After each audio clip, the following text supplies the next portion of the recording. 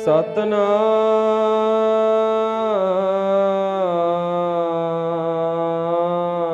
ਸ਼੍ਰੀ ਵਾਹਿਗੁਰੂ।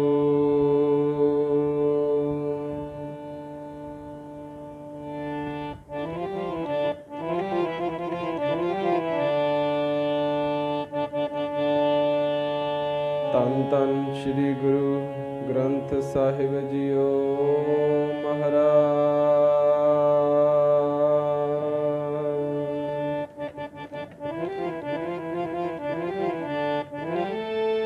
ਭਾਗ ਠੜੇ ਹਰ ਸੰਤ ਤੁਮਾਰੇ,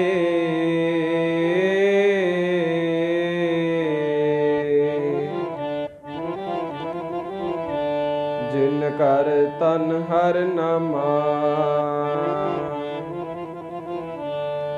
ਪਰਵਾਣ ਗਣੀ ਸਈ ਇਹ ਆਏ, ਸਫਲ ਤਿਨਾ ਕੇ ਕਾਮਾ। ਮੇਰੇ ਰਾਮ ਹਰ ਜਨ ਕੈ ਹਉ ਬਲ ਜਾਈ।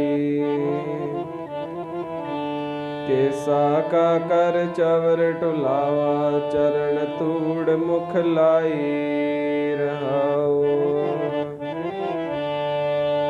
ਭਾਗ ਠੜੇ ਹਰ ਸੰਤ ਤੁਮਾਰੇ, ਜਿਨ ਕਰ ਤਨ ਹਰ ਨਾਮਾ ਜੀ। ਠੜੇ ਹਰ ਸੰਤ ਤੁਮਾਰੇ, ਜਿਨ ਕਰ ਤਨ ਹਰ ਨਾਮਾ ਜੀ।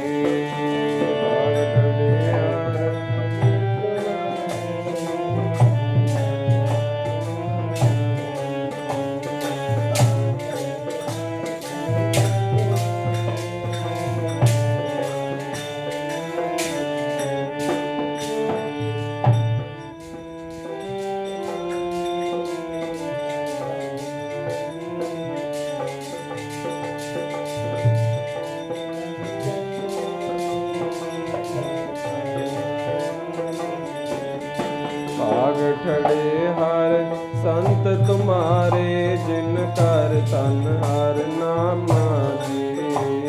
ਭਾਗ ਠੜੇ ਹਰ ਸੰਤ ਤੁਮਾਰੇ, ਜਿਨ ਕਰ ਤਨ ਹਰ ਨਾਮਾ ਜੀ।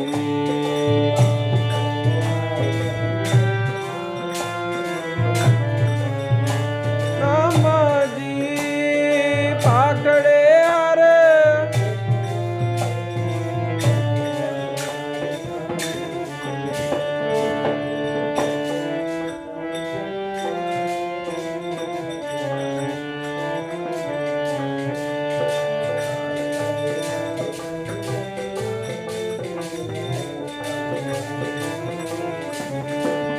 ਕਰ ਧਨ ਹਰ ਨਾਮਾ ਜੀ। ਦਿਨ ਕਰ ਧਨ ਹਰ ਨਾਮਾ ਜੀ। ਧਨ ਹਰ ਨਾਮਾ ਜੀ, ਜਿਨ ਕਰ ਧਨ ਹਰ ਨਾਮਾ ਜੀ।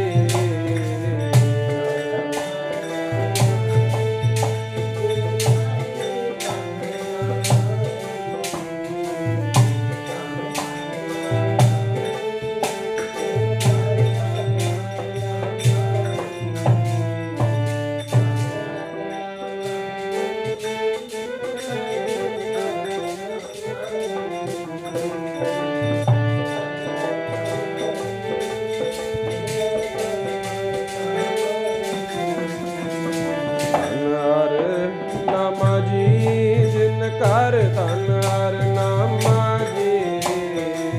ਧਨ ਹਰ ਨਾਮਾ ਜੀ, ਜਿਨ ਕਰ ਧਨ ਹਰ ਨਾਮਾ ਜੀ।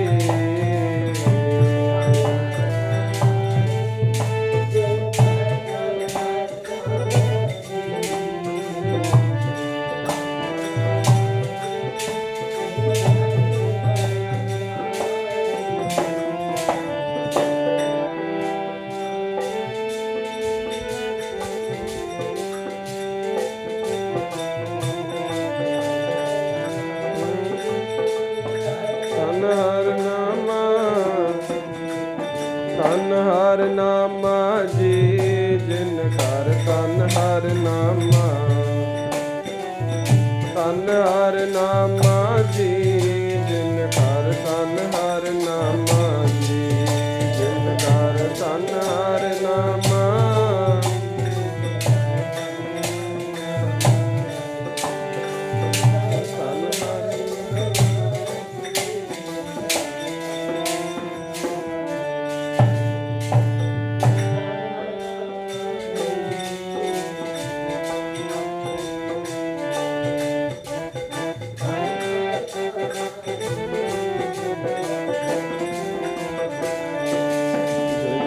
ਧਨ ਹਰ ਨਾਮਾ ਜੀ, ਜਿਨ ਕਰ ਧਨ ਹਰ ਨਾਮਾ।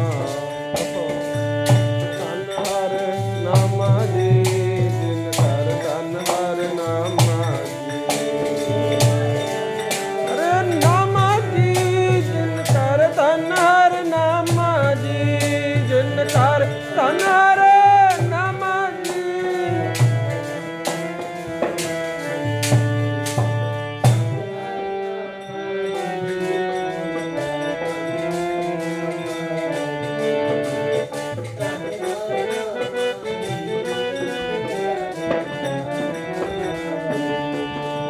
ਖੜੇ ਹਰ ਸੰਤ ਤੁਮਾਰੇ, ਕਰ ਧਨ ਹਰ ਨਾਮਾ। ਖੜੇ ਹਰ ਸੰਤ ਤੁਮਾਰੇ, ਜਿਨ ਕਰ ਧਨ ਹਰ ਨਾਮਾ ਜੀ।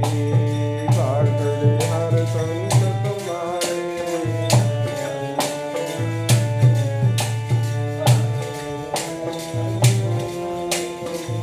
ਗੱਜ ਕੇ ਸਾਰੇ ਜਪੋ ਜੀ।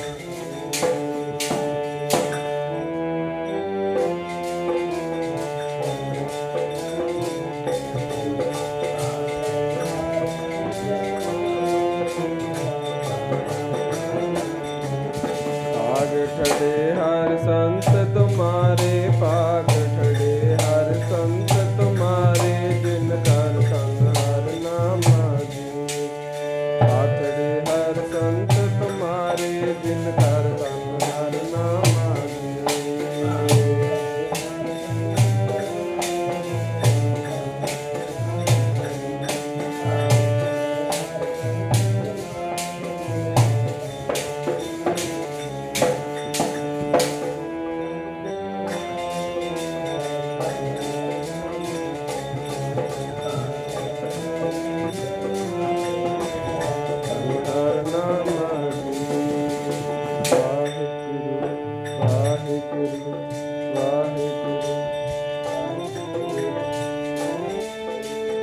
ਜਨਮ ਮਰਨ ਦਹੂ ਮੈਂ ਨਹੀਂ, ਜਨ ਪਰ ਉਪਕਾਰੀ ਆਏ। ਜੀ ਦਾਨ ਦੇ ਭਗਤੀ ਲਾਇਣ, ਹਰ ਸਿਓ ਲੈਨ ਮਿਲਾਏ। ਸੱਚਾ ਅਮਰ ਸੱਚੀ ਪਾਤਸ਼ਾਹੀ, ਸੱਚੇ ਸੇਤੀ ਰਾਤੇ। ਸੱਚਾ ਸੁਖ ਸੱਚੀ ਵਡਿਆਈ, ਜਿਸਕੇ ਸੇ ਤਿਨ ਜਾਤੇ। ਪੱਕਾ ਫੇਰੀ ਪਾਣੀ ਟੋਵਾ,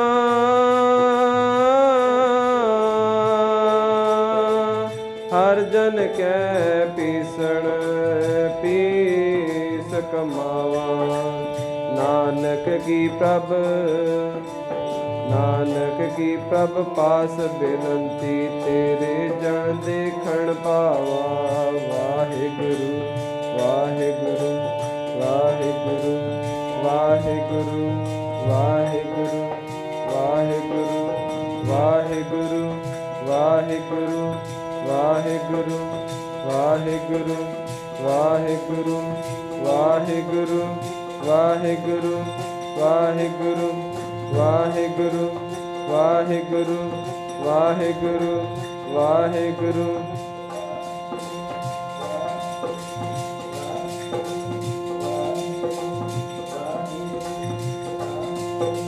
ਵਾਹਿਗੁਰੂ ਵਾਹਿਗੁਰੂ ਵਾਹਿਗੁਰੂ ਵਾਹਿਗੁਰੂ ਵਾਹਿਗੁਰੂ ਵਾਹਿਗੁਰੂ ਵਾਹਿਗੁਰੂ ਵਾਹਿਗੁਰੂ ਵਾਹਿਗੁਰੂ ਵਾਹਿਗੁਰੂ ਵਾਹਿਗੁਰੂ ਵਾਹਿਗੁਰੂ ਵਾਹਿਗੁਰੂ ਵਾਹਿਗੁਰੂ ਵਾਹਿਗੁਰੂ ਵਾਹਿਗੁਰੂ ਵਾਹਿਗੁਰੂ ਵਾਹਿਗੁਰੂ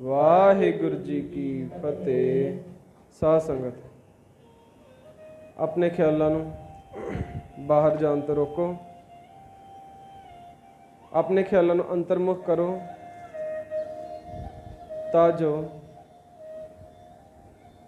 आप अपनी बिरती और सुरती गुरु महाराज जी के चरणों में टका सकीए और उन्हां दे जिहड़े बचन ने उन्होंने अपने हिरदे विच वसा सकीए, उन्होंने चरणों नूं अपने हिरदे विच वसा सकीए।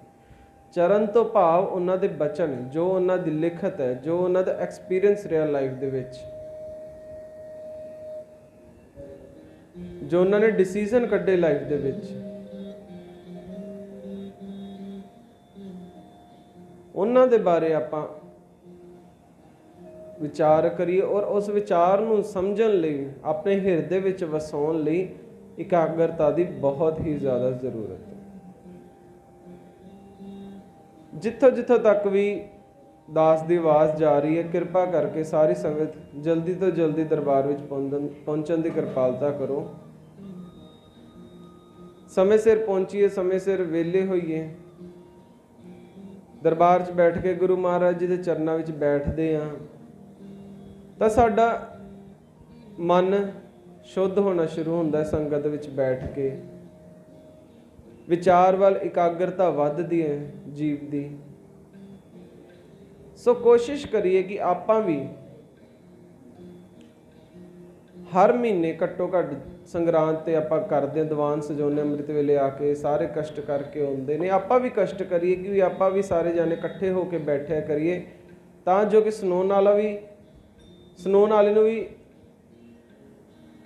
उत्तेजता मिले और सुनने वाले नूं भी उत्तेजता मिले। क्योंकि जे संगत आउंदी है तो सुनाउण वाले नूं सुनाउण च भी ज़्यादा मज़ा आउंदा, खुशी हुंदी है कि सुनने वाला कोई है। सो कोशिश करिए कि जल्दी तो जल्दी आप आके गुरु महाराज जी के चरणों में विराजमान होइए तां जो कि आपां अज जिहड़ा संग्रांद दा दिहाड़ा है उसनूं आपां समय सिर समाप्त कर सकीए। सो आओ अज दी विचार वाल आपां चलीए। अज सौण दा महीना शुरू हो गया है। पहले पातशाह ते पंजवें पातशाह धन धन श्री गुरु नानक देव जी महाराज अते धन धन श्री गुरु अर्जन देव जी महाराज दोनों पातशाहां ने बाणी रची। पहले पातशाह की जिहड़ी 12 माह की बाणी है तुखारी राग दे विच आउंदी है और पंजवें पातशाह की बाणी माझ राग दे विच आउंदी है। पहले पातशाह ने बाणी नूं 12 माह नूं बहुत शॉर्ट फॉर्म च लिखा, संखेप च लिखा है, पर पंजवें पातशाह ने उसनूं थोड़ा लंबा करके लिखा, थोड़ा होर डूंघाई दे विच समझाउण की कोशिश की है। सो आओ आपां कोशिश करिए कि गुरु महाराज जी जिहड़े दिते हुए सानूं बचन ने महीने द्वारा, उन्हां दे कहण दा मतलब नहीं कि आपां महीने तक ही जुड़ना, महीने बाद ही जुड़ना हुंदा संगत विच आके, नहीं। उन्हां दा मतलब है आपां नूं समझाउंदा कि इस महीने आपां नूं महाराज की उपदेश दे रहे हैं, उसनूं अपने हिरदे विच वसा के सारा महीना उस तरीके सर कढ़ीए और रोज़ संगत दे विच आके बैठिए। 5 मिनट 10 मिनट अद्धा घंटा अपना वध तो वध आपां बनाइए, अपना बैठन का एक्सपीरियंस बनाइए वध तो वध। सो पहले पातशाह की कहते ने, आप पहले शब्द पढ़ लिए फिर उस तो बाद आप उसकी विचार करते हैं। सावण सरस मना कण वर्ष है रुत आई, मैं मन तन सो पावे फिर परदेस सिधाए, फिर कर नहीं आवे मरिए हावे दामन चमक डराए, सेज इकेली खरीद हेली मरण पया दुख माए, हर बिन नींद भूख को कैसी कापड़ तीन न सुखावे, नानक सा सुहागण कंती फिर कै अंक समाए।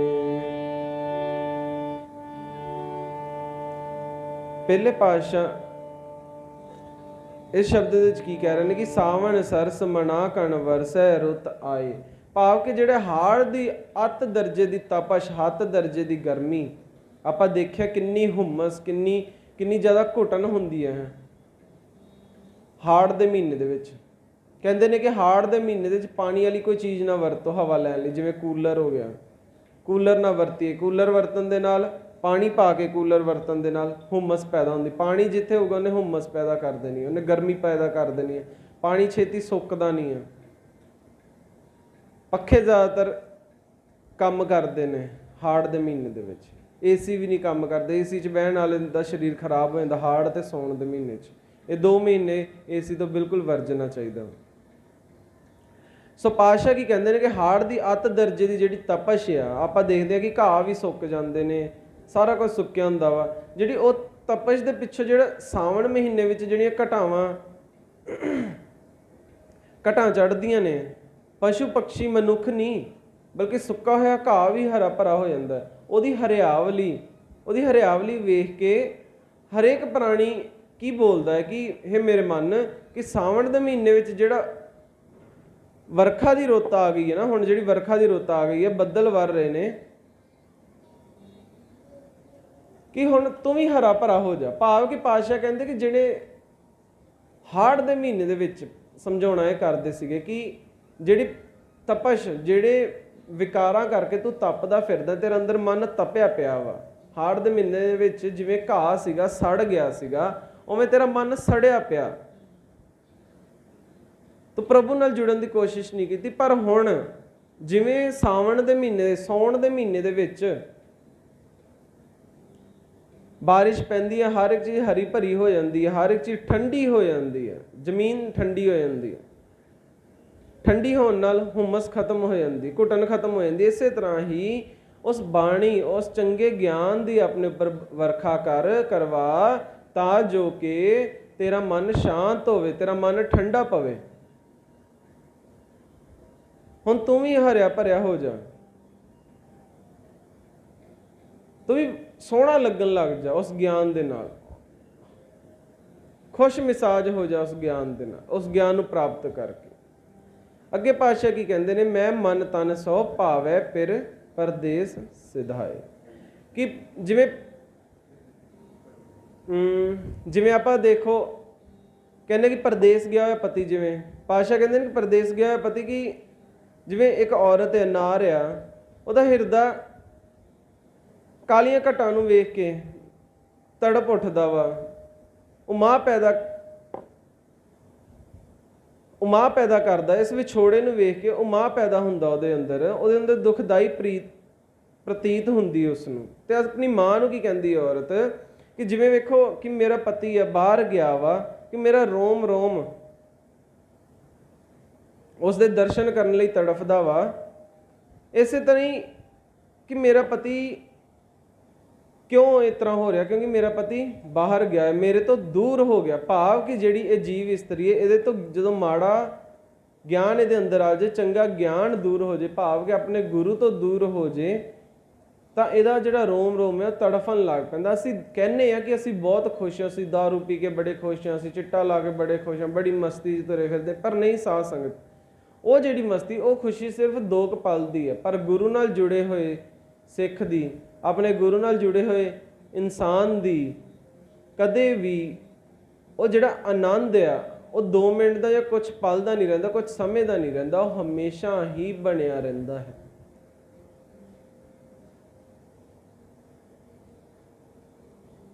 ਜਿੰਨੀ ਦੇਰ ਤੱਕ ਅਸੀਂ ਉਸ ਪ੍ਰਭੂ ਨੂੰ, ਉਸ ਪਤੀ ਪ੍ਰਭੂ ਨੂੰ ਅਸੀਂ ਆਪਣੇ ਅੰਦਰ ਨਹੀਂ ਸਮਾਉਂਦੇ, ਉਸ ਗਿਆਨ ਨੂੰ ਅਸੀਂ ਆਪਣੇ ਅੰਦਰ ਨਹੀਂ ਸਮਾਉਂਦੇ, ਤਾਂ ਉਨੀ ਦੇਰ ਤੱਕ ਸਾਡਾ ਜਿਹੜਾ ਤੜਫਦਾ ਹੋਇਆ ਮਨ ਆ ਉਹ ਕਦੇ ਸ਼ਾਂਤ ਨਹੀਂ ਹੋ ਸਕਦਾ।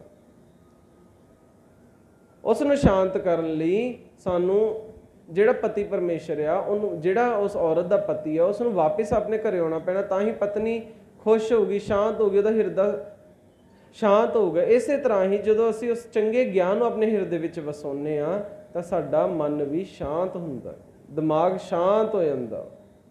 ਸੇਜ ਇਕੇਲੀ ਖਰੀ ਦੁਹੇਲੀ ਮਰਨ ਭਇਆ ਦੁਖ ਮਾਏ। ਕਿ ਪਤੀ ਦੇ ਵਿਛੋੜੇ ਵਿੱਚ ਕਹਿੰਦੇ ਨੇ ਕਿ ਮੇਰੀ ਸਖਣੀ ਸੇਜ ਮੈਨੂੰ ਬਹੁਤ ਦੁਖਦਾਈ ਹੋ ਰਹੀ ਹੈ। ਪਤੀ ਤੋਂ ਵਿਛੋੜੇ ਦਾ ਦੁੱਖ ਮੈਨੂੰ ਮੌਤ ਦੇ ਬਰਾਬਰ ਪ੍ਰਾਪਤ ਹੁੰਦਾ ਹੈ।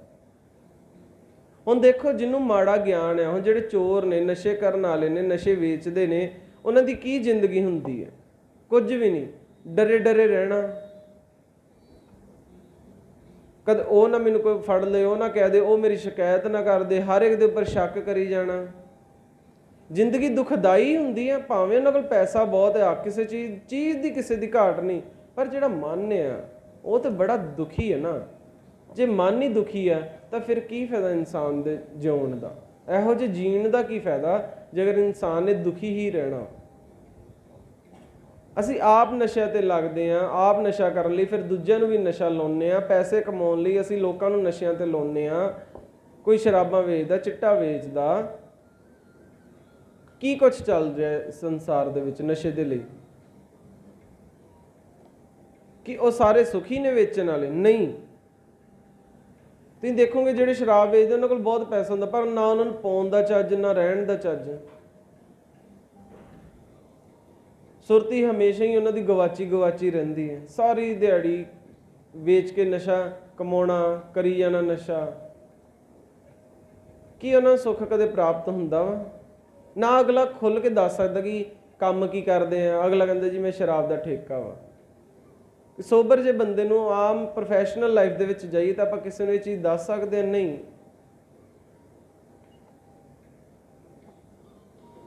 ਸੋ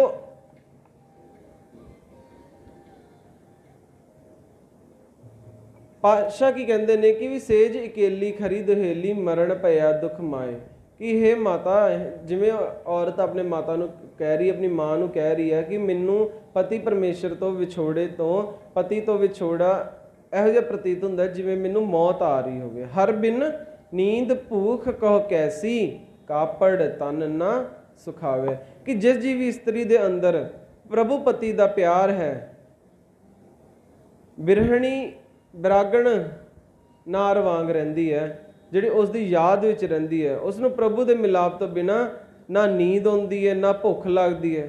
ਉਸ ਨੂੰ ਤਾਂ ਇੱਥੋਂ ਤੱਕ ਕਿ ਕੱਪੜਾ ਵੀ ਸਰੀਰ ਉੱਤੇ ਨਹੀਂ ਸੁਖਾਉਂਦਾ, ਉਹਨੂੰ ਵਧੀਆ ਨਹੀਂ ਲੱਗਦਾ ਕੱਪੜੇ ਪਾਉਣਾ। ਸਰੀਰ ਢੱਕਣ ਲਈ ਚਲੋ ਪਾਏ ਨੇ, ਪਰ ਉਹਨੂੰ ਵਧੀਆ ਨਹੀਂ ਲੱਗਦਾ। ਹੁਣ ਦੇਖੋ, ਕਈ ਔਰਤਾਂ ਨੇ ਜਿਨ੍ਹਾਂ ਦੇ ਪਤੀ ਫੌਜ ਦੇ ਵਿੱਚ ਨੇ ਜਾਂ ਬਾਹਰਲੇ ਦੇਸ਼ਾਂ 'ਚ ਕੰਮ ਕਰਦੇ ਨੇ, ਦੇਖੋ ਉਹਨਾਂ ਨੇ ਤਿਆਰ ਹੋਣਾ, ਕਿਤੇ ਵਿਆਹ ਸ਼ਾਦੀ ਤੇ ਜਾਣਾ, ਕੀ ਉਹਨਾਂ ਨੂੰ ਵਧੀਆ ਲੱਗਦਾ? ਹਾਂ, ਇਸ ਲਈ ਤਿਆਰ ਹੁੰਦੇ ਨੇ ਚਲੋ ਵਿਆਹ ਤੇ ਜਾਣਾ, ਪਰ ਦਿਖਾਉਣਾ ਕਿਹਨੂੰ ਆ? ਜਿਹੜੇ ਪਤੀ ਨੂੰ ਦਿਖਾਉਣਾ ਉਹ ਤੇ ਹੈ ਨਹੀਂ। 2 ਬੁਰਕੀਆਂ ਖਾ ਲਈ, ਅੱਧੀ ਰੋਟੀ ਖਾ ਲਈ ਨਾ ਖਾਦੀ, ਬੰਦੇ ਨੂੰ ਭੁੱਖ ਵੀ ਨਹੀਂ ਕਈ ਵਾਰੀ ਲੱਗਦੀ ਉਸ ਦੇ ਯਾਦ ਦੇ ਵਿੱਚ। ਇਸੇ ਤਰ੍ਹਾਂ ਹੀ ਪਾਤਸ਼ਾਹ ਕਹਿੰਦੇ ਨੇ ਕਿ ਜਦੋਂ ਉਹ ਪਤੀ ਪਰਮੇਸ਼ਰ, ਉਹ ਵਾਹਿਗੁਰੂ, ਉਹ ਅੱਲਾ, ਉਹ ਰਾਮ, ਉਹ ਜੀਸਸ, ਇਹਨਾਂ ਪਰਮਾਤਮਾ ਦਾ ਜਦੋਂ ਚੰਗਾ ਗਿਆਨ ਸਾਡੇ ਤੋਂ ਪਰਾਂ ਹੋ ਜਾਂਦਾ ਹੈ, ਚੰਗੀਆਂ ਆਦਤਾਂ ਸਾਡੇ ਤੋਂ ਪਰਾਂ ਹੋ ਜਾਂਦੀਆਂ ਨੇ, ਇਹ ਦੂਰ ਹੋ ਜਾਂਦੇ ਨੇ, ਤਾਂ ਨਾ ਮੈਨੂੰ ਭੁੱਖ ਲੱਗਦੀ, ਨਾ ਨੀਂਦ ਆਉਂਦੀ। ਕਿਵੇਂ? ਹੁਣ ਜਿਹਨੂੰ ਦੇਖੋ ਮਾੜਾ ਗਿਆਨ ਹੋਵੇ, ਜਿਹੜਾ ਡਰਿਆ ਰਹਿੰਦਾ ਹੋਵੇ, ਉਹਦੀ ਭੁੱਖ ਵੀ ਮਰੀ ਰਹਿੰਦੀ ਆ, ਨਾ ਉਹਨੂੰ ਨੀਂਦ ਆਉਂਦੀ, ਚਿੰਤਾ ਦੇ ਉੱਪਰ ਹੀ ਤੜਫਦਾ ਰਹਿੰਦਾ ਹਮੇਸ਼ਾ। ਚਿੰਤਾ ਦੀ ਨੀਂਦ ਦੇ ਉੱਪਰ ਸੌਂਦਾ, ਨਾ ਕਿ ਬਿਸਤਰੇ ਦੇ ਉੱਪਰ ਸੌਂਦਾ, ਨਾ ਕਿ ਬੈੱਡ ਦੇ ਉੱਪਰ ਸੌਂਦਾ। ਜਿੰਨੇ ਮਰਜ਼ੀ ਭਾਵੇਂ 15,000 ਵਾਲਾ, 20,000 ਵਾਲਾ ਗੱਦਾ ਲੈ ਆਵੇ, 1.5 ਲੱਖ ਵਾਲਾ ਵੀ ਗੱਦਾ ਲੈ ਆਵੇ, ਉੱਤੇ ਵੀ ਉਹਨੂੰ ਨੀਂਦ ਨਹੀਂ ਆਉਣੀ ਜਿੰਨੀ ਦੇਰ ਤੱਕ ਉਹ ਟੈਨਸ਼ਨ ਫਰੀ ਜਾਂ ਚੰਗੇ ਗੁਣ ਪ੍ਰਾਪਤ ਨਹੀਂ ਕਰਦਾ। ਜਦੋਂ ਇਨਸਾਨ ਮਾੜੇ ਕਰਮ ਕਰਦਾ ਹੈ ਤਾਂ ਉਸਦੀ ਨੀਂਦ, ਉਸਦਾ ਰਾਤ ਦੀ ਨੀਂਦ ਔਰ ਦਿਨ ਦਾ ਚੈਨ ਹਮੇਸ਼ਾ ਖਤਮ ਹੁੰਦਾ ਹੀ ਹੁੰਦਾ, ਖੁਆਰ ਹੀ ਹੋ ਜਾਂਦਾ। ਸੋ ਇਸੇ ਤਰ੍ਹਾਂ ਪਾਤਸ਼ਾਹ ਕਹਿੰਦੇ ਨੇ ਕਿ ਜਿਹੜੀ ਵੀ ਜੀਵ ਇਸਤਰੀ ਆਪਣੇ ਪਤੀ ਪਰਮੇਸ਼ਰ ਤੋਂ ਦੂਰ ਰਹਿੰਦੀ ਹੈ, ਉਸਦੇ ਚੰਗੇ ਗਿਆਨ ਤੋਂ ਦੂਰ ਰਹਿੰਦੀ ਹੈ, ਤਾਂ ਹਮੇਸ਼ਾ ਹੀ ਦੁਖੀ ਰਹਿੰਦੀ ਹੈ। ਉਸਨੂੰ ਨੀਂਦ ਨਹੀਂ ਆਉਂਦੀ, ਭੁੱਖ ਨਹੀਂ ਲੱਗਦੀ, ਉਸਨੂੰ ਪਾਉਣ ਲਈ ਕੱਪੜੇ ਨਹੀਂ ਵਧੀਆ ਲੱਗਦੇ, ਉਸਨੂੰ ਆਪਣੀ ਸ਼ਕਲ ਤੱਕ ਨਹੀਂ ਵਧੀਆ ਲੱਗਦੀ ਸ਼ੀਸ਼ੇ 'ਚ ਵੇਖਦੇ ਹੋਏ। ਅੱਗੇ ਅਖੀਰ ਦੇ ਪਾਤਸ਼ਾਹ ਕੀ ਕਹਿੰਦੇ ਨੇ ਕਿ ਨਾਨਕ ਸਾਹ ਸੁਹਾਗਣ ਕੰਤੀ ਪਿਰ ਕੈ ਅੰਕ ਸਮਾਵੈ।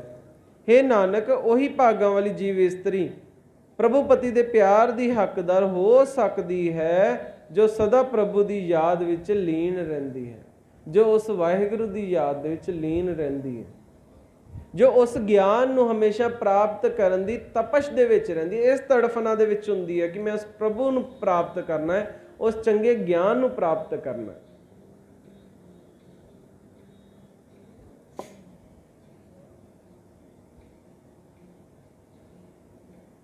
ਉਹ ਜੀਵ ਇਸਤਰੀ ਸੁਹਾਗਣ ਉਹੀ ਸੁਹਾਗਣ ਅਸਲ ਦੇ ਵਿੱਚ ਲੱਗਦੀ ਜਿਨਨੇ ਉਸ ਪਤੀ ਨੂੰ ਪ੍ਰਾਪਤ ਕਰ ਲਿਆ, ਉਸ ਚੰਗੇ ਗਿਆਨ ਨੂੰ ਪ੍ਰਾਪਤ ਕਰ ਲਿਆ। ਮੰਨ ਲਓ ਜਿਵੇਂ ਆਪਾਂ ਗੱਲ ਕਰ ਰਹੇ ਇਸਤਰੀ ਦਾ ਪਤੀ ਬਾਹਰ ਗਿਆ ਵਾ ਤੇ ਹੁਣ ਦੇਖੋ ਮੁੜ ਕੇ ਜਦੋਂ ਘਰੇ ਆਉਂਦਾ ਕਿੰਨੀ ਖੁਸ਼ ਹੁੰਦੀ ਹੈ, ਬੈਠ ਕੇ ਉਹਦੇ ਨਾਲ ਰੋਟੀ ਖਾਂਦੀ ਆ, ਘੁੰਮਣ ਫਿਰਨ ਜਾਂਦੀ ਆ, ਨਵੇਂ ਨਵੇਂ ਵਸਤਰ ਪਾਉਂਦੀ ਆ, ਤਿਆਰ ਹੁੰਦੀ ਆ। ਕਿਉਂ? ਉਹਨੂੰ ਪਤਾ ਕਿ ਹੁਣ ਮੈਂ ਦਿਖਾਉਣਾ, ਜਿਹਨੂੰ ਦਿਖਾਉਣਾ ਹੁਣ ਉਹ ਆ ਗਿਆ, ਜਿਹਦੇ ਲਈ ਤਿਆਰ ਹੋਣਾ ਹੁਣ ਉਹ ਆ ਚੁੱਕਿਆ ਵਾ।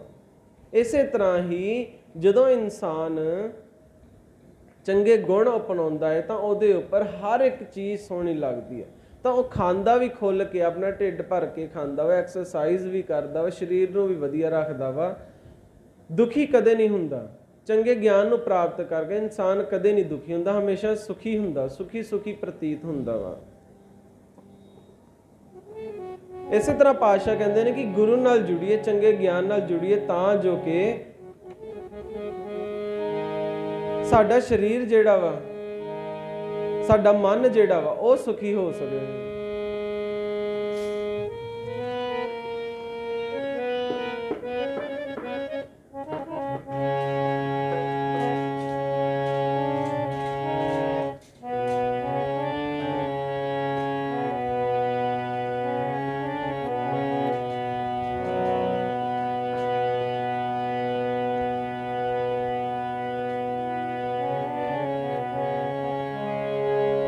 ਜਦੋਂ ਤੇਰੇ ਨਾਲ ਜੁੜ ਗਏ ਜ਼ਿੰਦਗੀ ਪਿਆਰੀ ਪਿਆਰੀ ਜਾਪੇ, ਜਦੋਂ ਤੇਰੇ ਨਾਲ ਜੁੜ ਗਏ ਜ਼ਿੰਦਗੀ ਪਿਆਰੀ ਪਿਆਰੀ ਜਾਪੇ।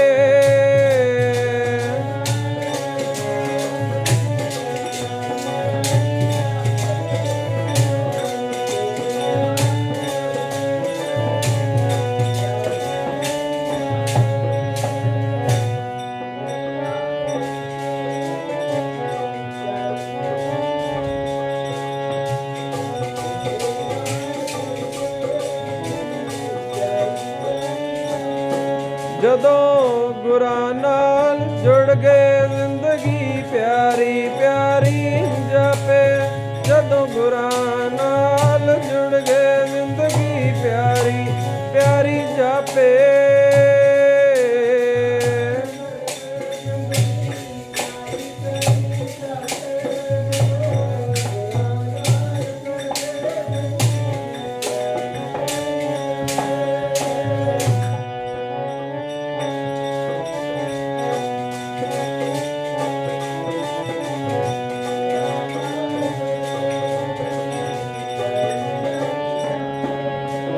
ਸਾਵਣ ਸਰਸ ਮਨਾ ਕਣ ਵਰਸੇ,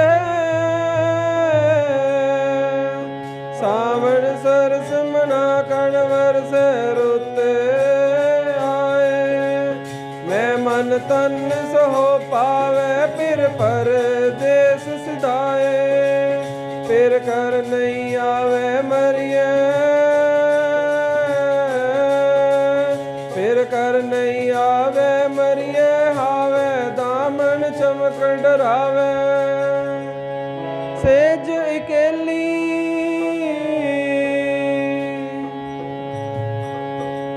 ਸੇਜ ਇਕੇਲੀ ਖਰੀ ਦੁਹੇਲੀ, ਮਰਨ ਪਿਆ ਦੁਖ ਮਾਏ, ਹਰ ਬਿਨ ਨੀਂਦ ਭੂਖ ਕੋ ਕੈਸੀ, ਕਾਪੜ ਤਨ ਨ ਸੁਖਾਵੇ।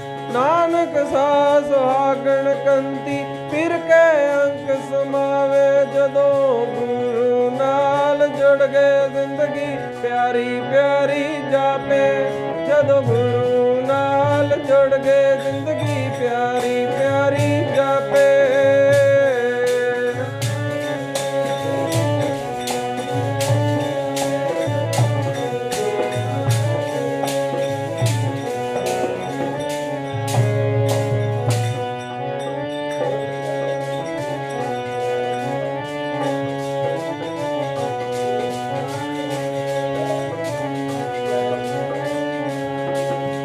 ਗੁਰੂ ਨਾਲ ਜੁੜ ਗਏ ਜ਼ਿੰਦਗੀ ਪਿਆਰੀ ਪਿਆਰੀ ਜਾਪੇ, जदों गुरु नाल जुड़ गए जिंदगी प्यारी प्यारी जापे।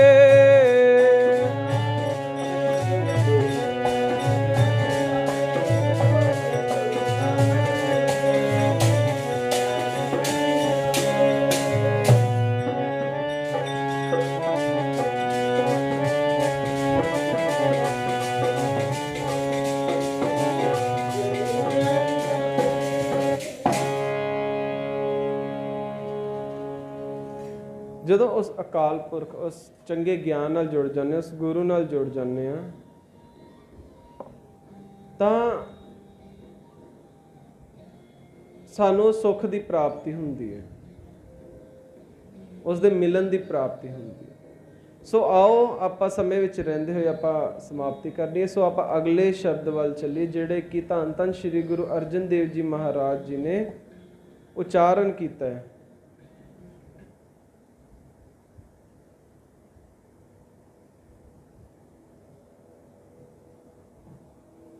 ਕੀ ਕਹਿੰਦੇ ਨੇ ਪਾਤਸ਼ਾਹ ਅੱਗੇ?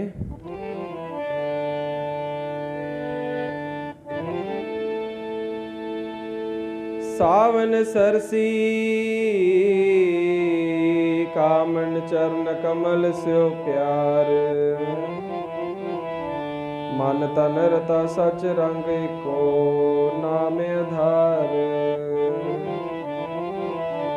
ਵਿਖਿਆ ਰੰਗ ਕੁੜਾਵਿਆ ਦਿਨਸ ਸਭੇ ਚਾਰ, ਹਰਿ ਅੰਮ੍ਰਿਤ ਬੂੰਦ ਸੁਹਾਵਣੀ ਮਿਲ ਸਾਧੂ ਪੀਵਣ ਹਾਰ।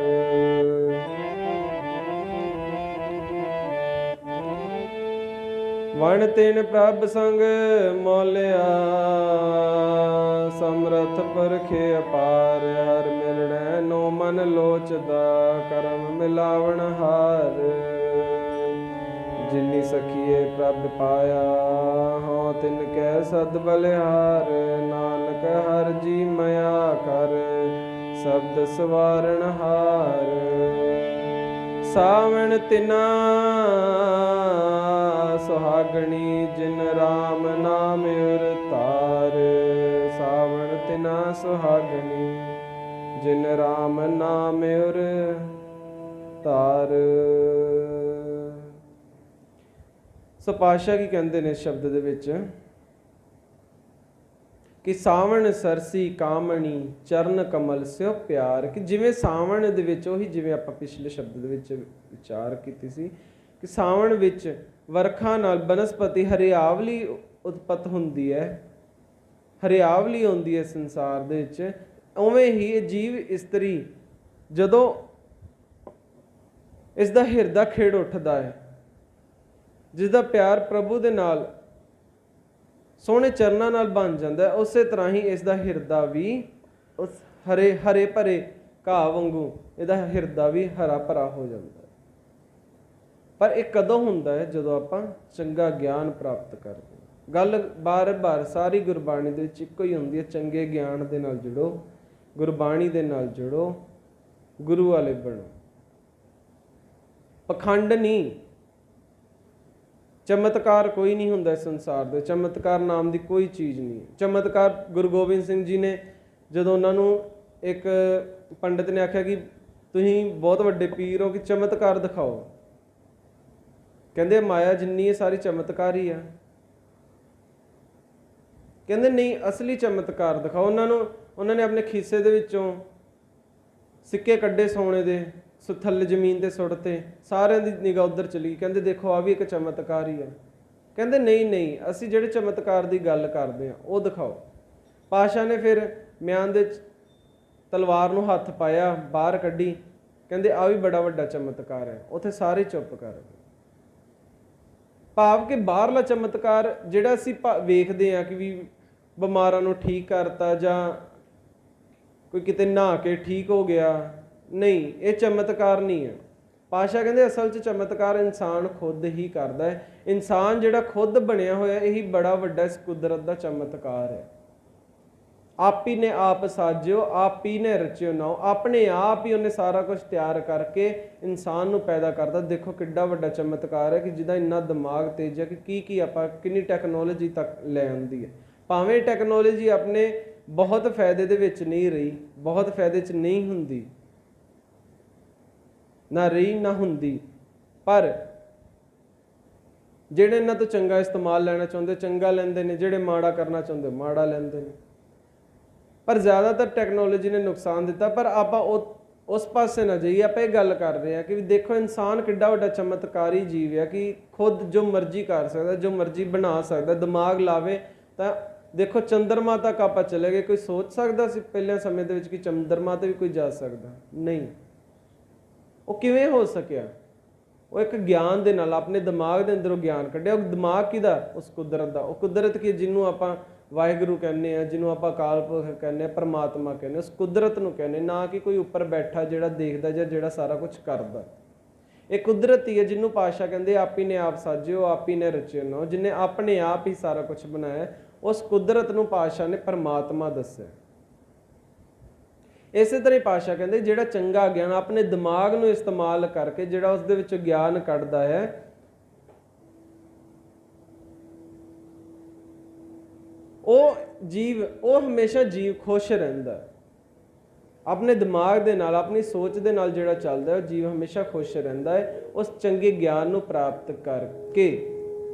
ਮਾੜੇ ਗਿਆਨ ਨਾਲ ਨਹੀਂ, ਚੰਗੇ ਗਿਆਨ ਨਾਲ ਫਿਰ ਆਪਣੇ ਆਪ ਨੂੰ ਚਲਾਉਂਦਾ, ਉਸ ਜ਼ਿੰਦਗੀ ਨੂੰ ਚੰਗੇ ਗਿਆਨ ਨਾਲ ਚਲਾਉਂਦਾ ਹੈ ਤਾਂ ਉਹ ਖੁਸ਼ ਰਹਿੰਦਾ ਹੈ।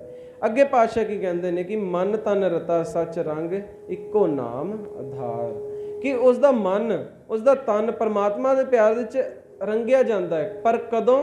ਜਦੋਂ ਪਰਮਾਤਮਾ ਦਾ ਨਾਮ ਹੀ ਆਸਰਾ ਬਣ ਜਾਂਦਾ, ਜਦੋਂ ਪਰਮਾਤਮਾ ਦਾ ਨਾਮ ਹੀ ਉਹਦੀ ਜ਼ਿੰਦਗੀ ਬਣ ਜਾਂਦਾ।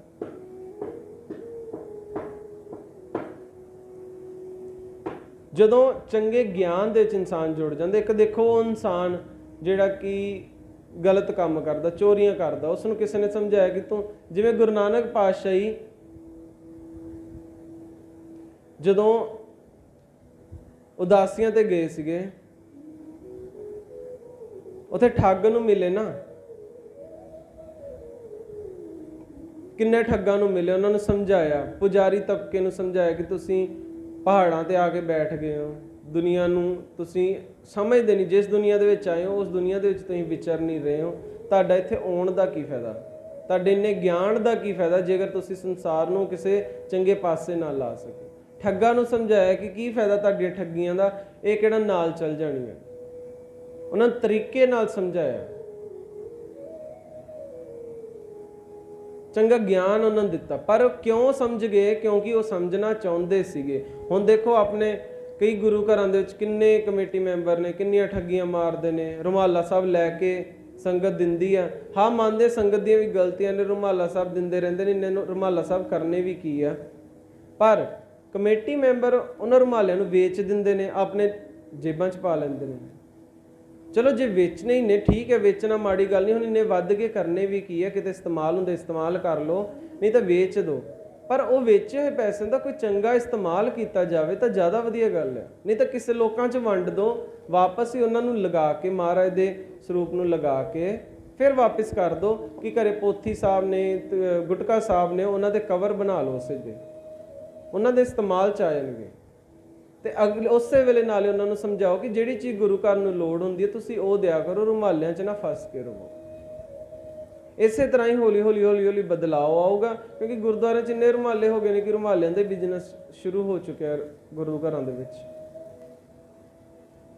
ਹੁਣ ਕੀ ਉਹ ਚੰਗਾ ਗਿਆਨ ਪ੍ਰਾਪਤ ਕਰਨਾ ਚਾਹੁੰਦੇ? ਨਹੀਂ, ਕਿਉਂਕਿ ਇੱਕ ਆਕੜ ਜਿਹੜੀ ਹੈਂਕੜੀ ਹੁੰਦੀ ਆ ਇਨਸਾਨ ਦੇ ਅੰਦਰ, ਈਗੋ ਹੁੰਦੀ ਆ, ਉਹ ਉਸ ਨੂੰ ਚੰਗੇ ਪਾਸੇ ਤੁਰਨ ਨਹੀਂ ਦਿੰਦੀ। ਸੋ ਇਸ ਕਰਕੇ ਜਦੋਂ ਵੀ ਚੰਗਾ ਗਿਆਨ ਪ੍ਰਾਪਤ ਕਰਨਾ ਹੈ ਤਾਂ ਆਪਣਾ ਹੰਕਾਰ ਛੱਡ ਕੇ ਆਉਣਾ ਪੈਂਦਾ। ਇੱਕ ਸਾਧੂ ਇੱਕ ਕਿਸੇ ਰਾਜੇ ਨੂੰ ਮਿਲੇ, ਰਾਜੇ ਦਾ ਦਿਲ ਕੀਤਾ ਕਿ ਹੁਣ ਮੈਂ ਬੈਰਾਗੀ ਹੋ ਜਾਣਾ, ਕਿ ਮੈਂ ਸੰਸਾਰ ਛੱਡਣਾ ਵਾ, ਮੈਂ ਜੰਗਲਾਂ 'ਚ ਜਾਣਾ। ਤੇ ਇੱਕ ਸਾਧੂ ਨੂੰ ਮਿਲਿਆ, ਕਹਿੰਦੇ ਕਿ ਮੈਂ ਤੁਹਾਡੇ ਤੋਂ ਗਿਆਨ ਪ੍ਰਾਪਤ ਕਰਨਾ ਚਾਹੁੰਦਾ। ਕਹਿੰਦੇ ਠੀਕ ਹੈ। ਕਹਿੰਦੇ ਚੱਲ ਜੋ ਜੋ ਤੈਨੂੰ ਪਤਾ ਵਾ ਉਹ ਤੋਂ ਇੱਥੇ ਉਹ ਸਾਰਾ ਕੁਝ ਲੈ ਕੇ ਆ, ਜਿੰਨਾ ਤੈਨੂੰ ਗਿਆਨ ਹੈਗਾ ਤੂੰ ਉਹ ਲਿਖ ਕੇ ਲੈ ਕੇ ਆ। ਉਹ ਲਿਖ ਕੇ ਆਇਆ, ਵੱਡਾ ਸਾਰਾ ਉਹਨੇ ਗ੍ਰੰਥ ਤਿਆਰ ਕਰ ਲਿਆ। ਕਹਿੰਦੇ ਹੋਰ ਕੁਝ ਲਿਖ ਕੇ ਲਿਆ। ਕਹਿੰਦੇ ਹਲੇ ਗੱਲ ਨਹੀਂ ਬਣੀ, ਐਡੇ ਵੱਡੇ ਨੂੰ ਥੋੜਾ ਸੰਖੇਪ ਦੇ ਵਿੱਚ ਕਰ, ਛੋਟਾ ਕਰ। ਉਹ ਥੋੜੇ ਹੋਰ ਛੋਟਾ ਗ੍ਰੰਥ ਬਣਾ ਲਿਆ, ਹੋਰ ਛੋਟਾ, ਫਿਰ ਉਹਨੇ ਛੋਟੀ ਜਿਹੀ ਪੋਥੀ ਬਣਾ ਲਈ, ਫਿਰ ਗੁਟਕਾ ਸਾਹਿਬ ਜਿੱਡਾ ਬਣਾ ਲਿਆ, ਐਂਡ ਤੇ ਇੱਕ ਪੇਜ ਹੀ ਲੈ ਕੇ ਆਇਆ, ਫਿਰ ਵੀ ਇਹੀ ਗੱਲ ਆਖੀ, 4-5 ਵਾਰੀ ਇਹੀ ਗੱਲ ਆਖੀ, ਨਹੀਂ ਹੋਰ ਸੰਖੇਪ ਕਰ, ਹੋਰ ਸੰਖੇਪ ਕਰ। ਅਖੀਰਲੀ ਵਾਰ ਉਹ ਖਾਲੀ ਕਾਗਜ਼ ਲਿਆ ਕੇ ਹੱਥ 'ਚ ਫੜਾ ਤਾਂ ਕਹਿੰਦੇ ਆ ਲਓ ਫੜੋ, ਮੈਨੂੰ ਨਹੀਂ ਵੀ ਕੁਛ ਪਤਾ। ਕਹਿੰਦੇ ਹੁਣ ਤੂੰ ਗਿਆਨ ਪ੍ਰਾਪਤ ਕਰਨ ਲਈ ਤਿਆਰ ਹੈ। ਕਿਉਂ? ਕਿਉਂਕਿ ਜਿਹੜਾ ਤੈਨੂੰ ਪਹਿਲਾਂ ਗਿਆਨ ਪ੍ਰਾਪਤ ਸੀਗਾ ਉਹਦਾ ਤੇਰੇ ਅੰਦਰ ਹੰਕਾਰ ਇੰਨਾ ਸੀਗਾ, ਜਿਹੜਾ ਕਿ ਤੂੰ ਦੱਸਤਾ ਸਾਨੂੰ ਕਿ ਮੇਰੇ ਕੋਲ ਆਹ ਅਹੰਕਾਰ, ਆਹ ਗਿਆਨ ਹੈ। ਇਨਸਾਨ ਦੂਸਰਾ ਗਿਆਨ ਉਦੋਂ ਹੀ ਪ੍ਰਾਪਤ ਕਰ ਸਕਦਾ ਹੈ ਜਦੋਂ ਪਹਿਲਾ ਗਿਆਨ ਛੱਡੂਗਾ। ਜਿੰਨੀ ਦੇਰ ਤੱਕ ਪਹਿਲਾ ਗਿਆਨ ਨਹੀਂ ਛੱਡ ਸਕਦਾ ਉਨੀ ਦੇਰ ਤੱਕ ਉਹ ਦੂਸਰਾ ਗਿਆਨ ਕਿੱਥੋਂ ਪ੍ਰਾਪਤ ਕਰ ਲੂਗਾ। ਇਸੇ ਤਰ੍ਹਾਂ ਹੀ ਪਾਤਸ਼ਾਹ ਕਹਿੰਦੇ ਨੇ ਕਿ ਮਨ ਉਹਨਾਂ ਦਾ ਹੀ ਰੰਗਿਆ ਜਾਂਦਾ ਹੈ ਜਿਹੜੇ ਉਸ ਅਕਾਲ ਪੁਰਖ ਵਾਹਿਗੁਰੂ ਦੇ ਚੰਗੇ ਗਿਆਨ ਨਾਲ, ਉਸ ਦੇ ਨਾਮ ਸਿਮਰਨ ਨਾਲ ਜੁੜੇ ਰਹਿੰਦੇ ਨੇ, ਵਾਹਿਗੁਰੂ ਵਾਹਿਗੁਰੂ ਕਰਦੇ ਨੇ।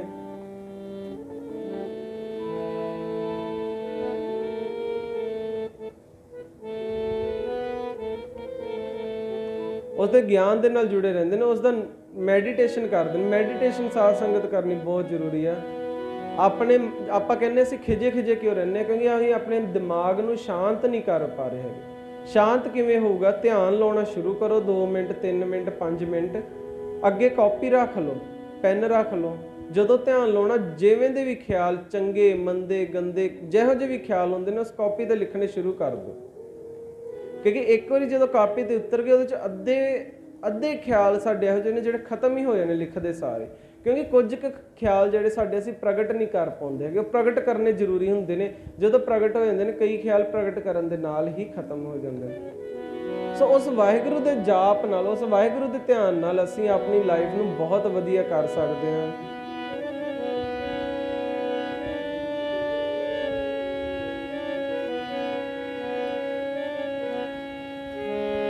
ਸਤਨਾਮ ਸਤਨਾਮ ਸਤਨਾਮ ਜੀ, ਵਾਹਿਗੁਰੂ ਵਾਹਿਗੁਰੂ ਵਾਹਿਗੁਰੂ ਜੀ। ਸਤਨਾਮ ਸਤਨਾਮ ਸਤਨਾਮ ਜੀ, ਵਾਹਿਗੁਰੂ ਵਾਹਿਗੁਰੂ ਵਾਹਿਗੁਰੂ ਜੀ।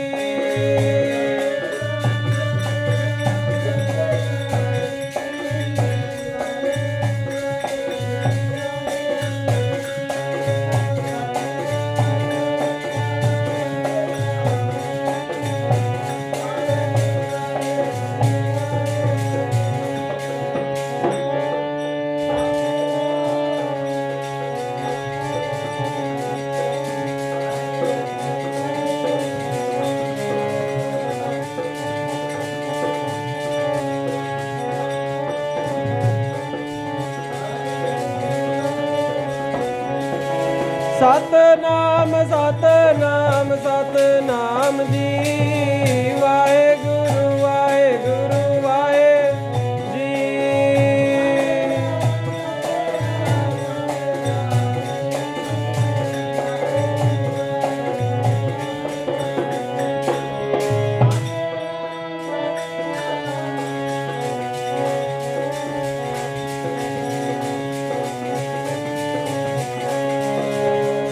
ਸਤਨਾਮ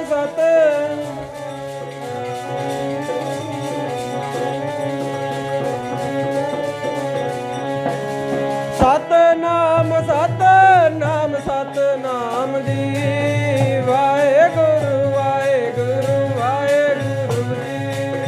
ਸਤਨਾਮ ਸਤਨਾਮ ਸਤਨਾਮ ਜੀ, ਵਾਹਿਗੁਰੂ ਵਾਹਿਗੁਰੂ ਜੀ।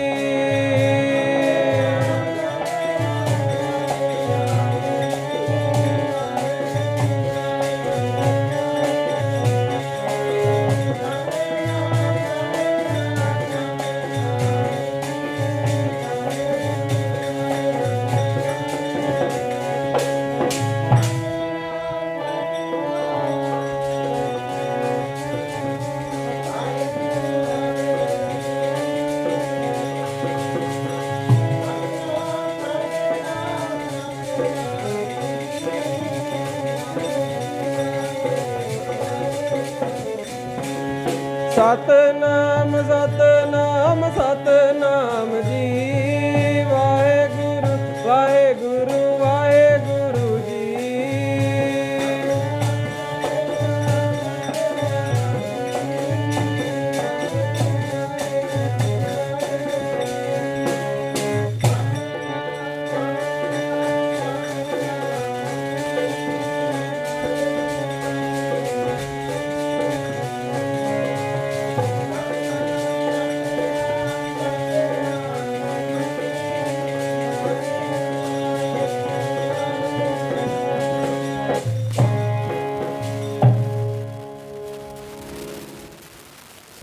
ਪਾਤਸ਼ਾਹ ਕੀ ਕਹਿੰਦੇ ਨੇ ਕਿ ਸਾਨੂੰ ਉਸ ਚੰਗੇ ਗਿਆਨ ਨਾਲ ਜੁੜਨਾ ਚਾਹੀਦਾ, ਉਹਦੀ ਮੈਡੀਟੇਸ਼ਨ, ਉਹਦਾ ਧਿਆਨ ਲਾਉਣਾ ਚਾਹੀਦਾ ਹੈ, ਆਪਣੇ ਅੰਦਰ ਦਾ ਧਿਆਨ ਲਾਉਣਾ ਚਾਹੀਦਾ। ਪਰਮਾਤਮਾ ਕਿੱਥੇ ਵਸਦਾ?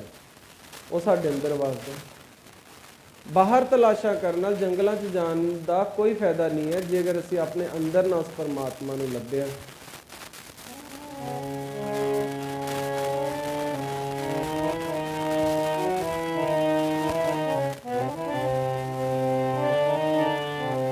ਜਿਹਦੀਆਂ ਬਾਹਰ ਤਲਾਸ਼ਾਂ ਕਰਦਾ ਏ ਉਹ ਤੇਰੇ ਅੰਦਰ ਵਸਦਾ ਏ। ਜਿਹਦੀਆਂ ਬਾਹਰ ਤਲਾਸ਼ਾਂ ਕਰਦਾ ਉਹ ਤੇਰੇ ਅੰਦਰ ਵਸਦਾ ਏ।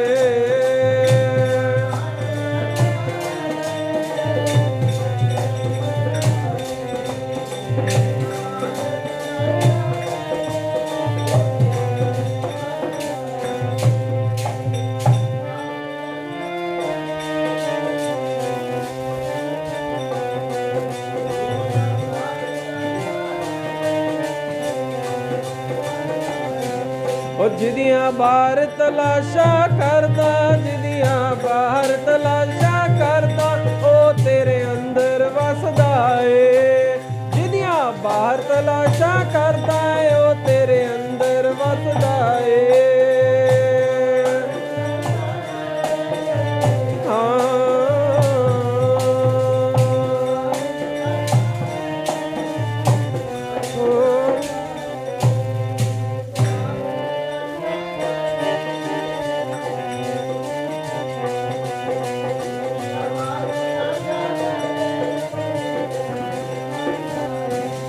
ਤੇਰੇ ਅੰਦਰ ਵਸਦਾ ਏ, ਉਹ ਤੇਰੇ ਅੰਦਰ ਵਸਦਾ ਏ।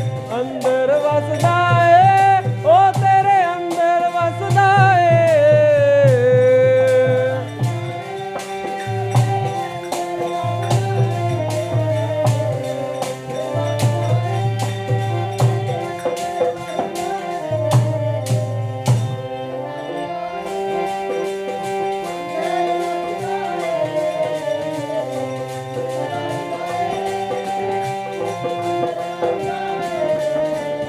ਅੰਦਰ ਵਸਦਾ ਏ, ਉਹ ਤੇਰੇ ਅੰਦਰ ਵਸਦਾ ਏ। ਅੰਦਰ ਵਸਦਾ ਏ, ਉਹ ਤੇਰੇ ਅੰਦਰ ਵਸਦਾ ਏ।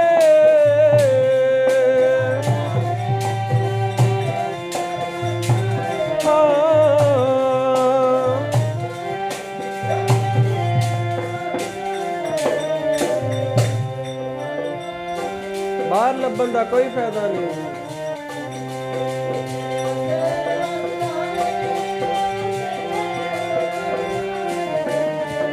ਅੰਦਰ ਵਸਦਾ ਏ, ਉਹ ਤੇਰੇ ਅੰਦਰ ਵਸਦਾ ਏ।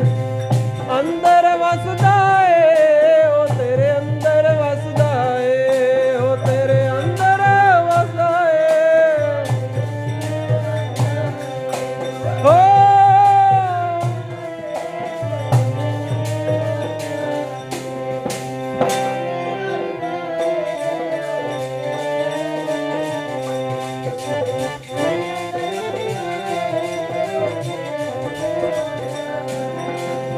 ਅੰਦਰ ਵਸਦਾ ਏ, ਉਹ ਤੇਰੇ ਅੰਦਰ ਵਸਦਾ ਏ।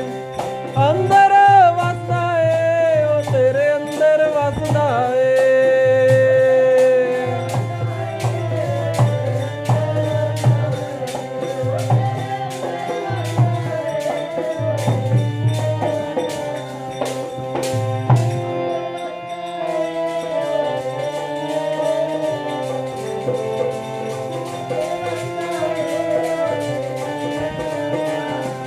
ਜਿਹਦੀਆਂ ਬਾਹਰ ਤਲਾਸ਼ਾਂ ਕਰਦਾ, ਜਿਹਦੀਆਂ ਬਾਹਰ ਤਲਾਸ਼ਾਂ ਕਰਦਾ, ਜਿਹਦੀਆਂ ਬਾਹਰ ਤਲਾਸ਼ਾਂ ਕਰਦਾ ਉਹ ਤੇਰੇ ਅੰਦਰ ਵਸਦਾ ਏ।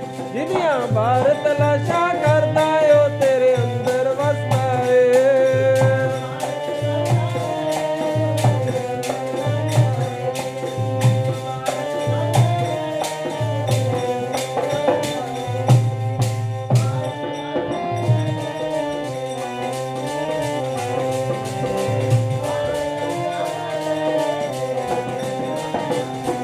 ਜਿਹਦੀਆਂ ਬਾਹਰ ਤਲਾਸ਼ਾਂ ਕਰਦਾ ਉਹ ਤੇਰੇ ਅੰਦਰ ਵਸਦਾ ਏ।